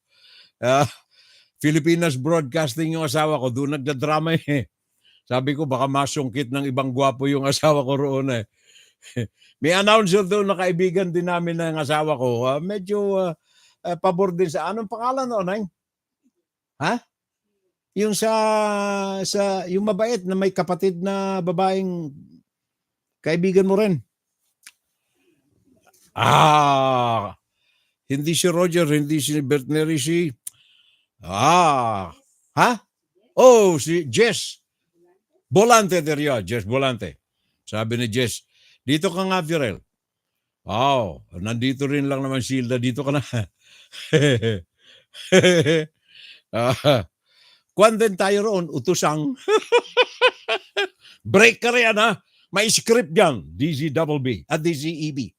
Mag-break ka riyan. Huwag ka magsalita, basahin mo lang yung script. FBN, Filipinas Broadcasting Network, DZEB. Our time is 12:08 Eastern Standard Time. Ayos na. May 4 na oras na. Ginawang 8 oras. 75 centavos per hour. Yun, immersion sa trabaho, pare ko eh. Di ba parang Ed? Ganyan lang eh. Ganyan lang talaga eh. Kung wala kang eksperyensya habang nasa high school ka, halos wala kang pagkakataong makapagtrabaho. Wala. Nada. Sabakat ito nga, sabi ni parang Ed Tulosa eh. Oh, college na siya. Bellboy na siya, may eksperyensya. Hanap ng trabaho eh. Buti na lamang, guwapo. Kung hindi, wala talagang tsansa. Sabakat diploma ang kailangan. Yun. Salute kay Education Secretary Sani Angara. Thank you, sir. Maraming salamat. Ganyan talaga eh. Alam mo sa Japan, hindi pa ako nakatungtong ng Japan, pero ito eh, mga nakukuha nating information. Sa Japan, yung mga bata roon, walang mga first honor, second honor, walang mga honor eh. Ang kanilang honor, ang karangalan nila ay disiplina. Mataka mo sa paaralan eh, walang mga janitors doon eh. Kasama sa pagiging eskwela mo ang maglinis sa loob ng paaralan. Immersion. Bakit? Preparasyon yan sa pagiging disiplinado mo na asawa, babae o lalaki sa iyong pamilya. Walang grading system na first honor ka, second honor. Wala eh. Number 1, disiplina. Unfortunately sa atin sa bansa, sa Pilipinas, halos wala tayong disiplina. Tingnan na lamang ninyo ang bus lane. Tingnan na lamang ninyo ang ginagawa ni Go ng MMDA na paglilinis ng mga sidewalk sa Metro Manila. Saan ang disiplina natin riyan? Wala. Puso ko sa bayan ko. Yun ang sinasabi natin, pare ko, di ba? Kaya tama ito eh. Kailangan magkaroon tayo ng konting pagbabago sa ating education policies and programs. Si Jess Volante ay kababayan ko sa Bula, sabi ni pareng Rodolfo Rania Eusebio. There you are. Jess Volante. Hindi na yung si Jess eh. Meron pa eh. Nasa dulo ng dila ako eh. Mayroon pa tayong mabait lang na Roy, there you are. Oh, hindi si Jess Volante pa. Si Roy Turicampo. Sila kasi ang mga magkakasama. Si Jimmy Alanes, si Bert Neri, si Eddie Alanes, si Roger Villamor, at saka si Roy Turicampo. Itong tatlong ito ang nag-influensya sa akin eh. Si Roger Villamor, si Roy Turicampo, at saka si Bert Neri. Walang diploma. Halika, upo ka rito. Sa awa ng puong may kapal at sa galing ng mandato ng aking may bahay, 60 taon na ako dito sa harapan ng inyong mga mikropono. Pakinggan si Ferrell Salvo tuwing Sabado dito sa FBS Web Radio para sa mga Pilipino. Well, sana po nakapagpulot tayo ng mga kaalaman sa ating Fans Saturday Live, mga kapitbahay. Si Roger Arienda. Pare ko, isa lamang ito. Actually, I doubt kung si Roger Arienda nagsimula ng Radyo Patrol. Kumbagay, aksidente yung Radyo Patrol sa Manila, pare ko, ng ABS-CBN. Aksidente lamang yan, nagkaroon ng pagbagsak ng Ruby Tower. Remember that? Diyan nagsimula. Pinadala sa magitan ng turo-turo lamang. Doon ka. I-cover mo live yung Ruby Tower na bumagsak. Doon nabuhay ang Radyo Patrol ng ABS-CBN. Alam na muna tayo, alam na tayong panahon mga kapitbahay. Maraming salamat na muli sa inyong pagkatabay, sa inyong abang lingkod. Fiorel Salvo po lamang. Babalik tayo next Saturday sa ating Fun Saturday Live. Ari nawa na nakapulot kayo ng mga kaalaman sa ating insights.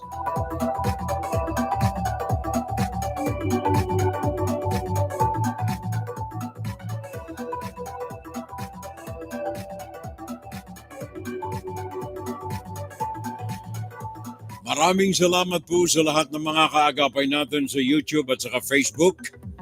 Simula ngayong araw na ito sapagkat US Standard Time tayo, ang simula natin dito sa Amerika ay 1 hour ahead of the Philippines. Kaya sa East Coast alas 9, sa Central alas 8, sa Mountain alas 7, sa Pacific Region alas 6 ng umaga, sa Alaska alas 5. Bukas Sunday, magsimba tayo kapitbahay. Kailangan ng reinforcement ng ating mga kaluluwa. Hiram lamang ang ating buhay. Iingat tayo sa ating mga kalusugan. Congratulations, bro! Donald, congratulations! Donald Trump. Our next 4-year president and a possibility of another 4 years. Ka-birthday ko ito. June siya eh. June 24. 1946. Ako naman, July 8 eh. Bye-bye! Ingat na lamang tayo. I love you, everyone. I love you, Parikoy. I love you, Mariko. I love everyone. I love my community. I love FSL community. I love Fun Saturday Live. Of course, I love my family. Anti-climax. Inunahan mo ko neng eh. Inunahan ako, Parikoy eh. I love you, Neng. And of course, sa inyo lahat, I love you, ha? Ingat kayo. Lagi ninyong tatandaan ito. Puso ko sa bayan ko. At lagi ninyong tatandaan din ito. Tinig ng Pilipino para sa Pilipino. At wag lang nating kaliligtaan ang ating paglilingkod sa bayan ay isang public service. Kaya tayo'y laging nakikipag-ugnayan sa inyo bayan kung mahal. Ugnayan, pakinggan. Ang inyo pong abang lingkod. Pakinggan si Fiorel Salvo tuwing Sabado dito sa FBS Web Radio para sa mga Pilipino. Paring Nixon Torres, paring June de Valencia, paring Edgar Allen Kalingking, kumpare kong tunay Ed Tolosa, paring Elmer Dunca, paring Romy Varay, paring Nixon Torres, at sa lahat ng ating mga kaagapay sa YouTube and Facebook, salamat po. Fun Saturday Live.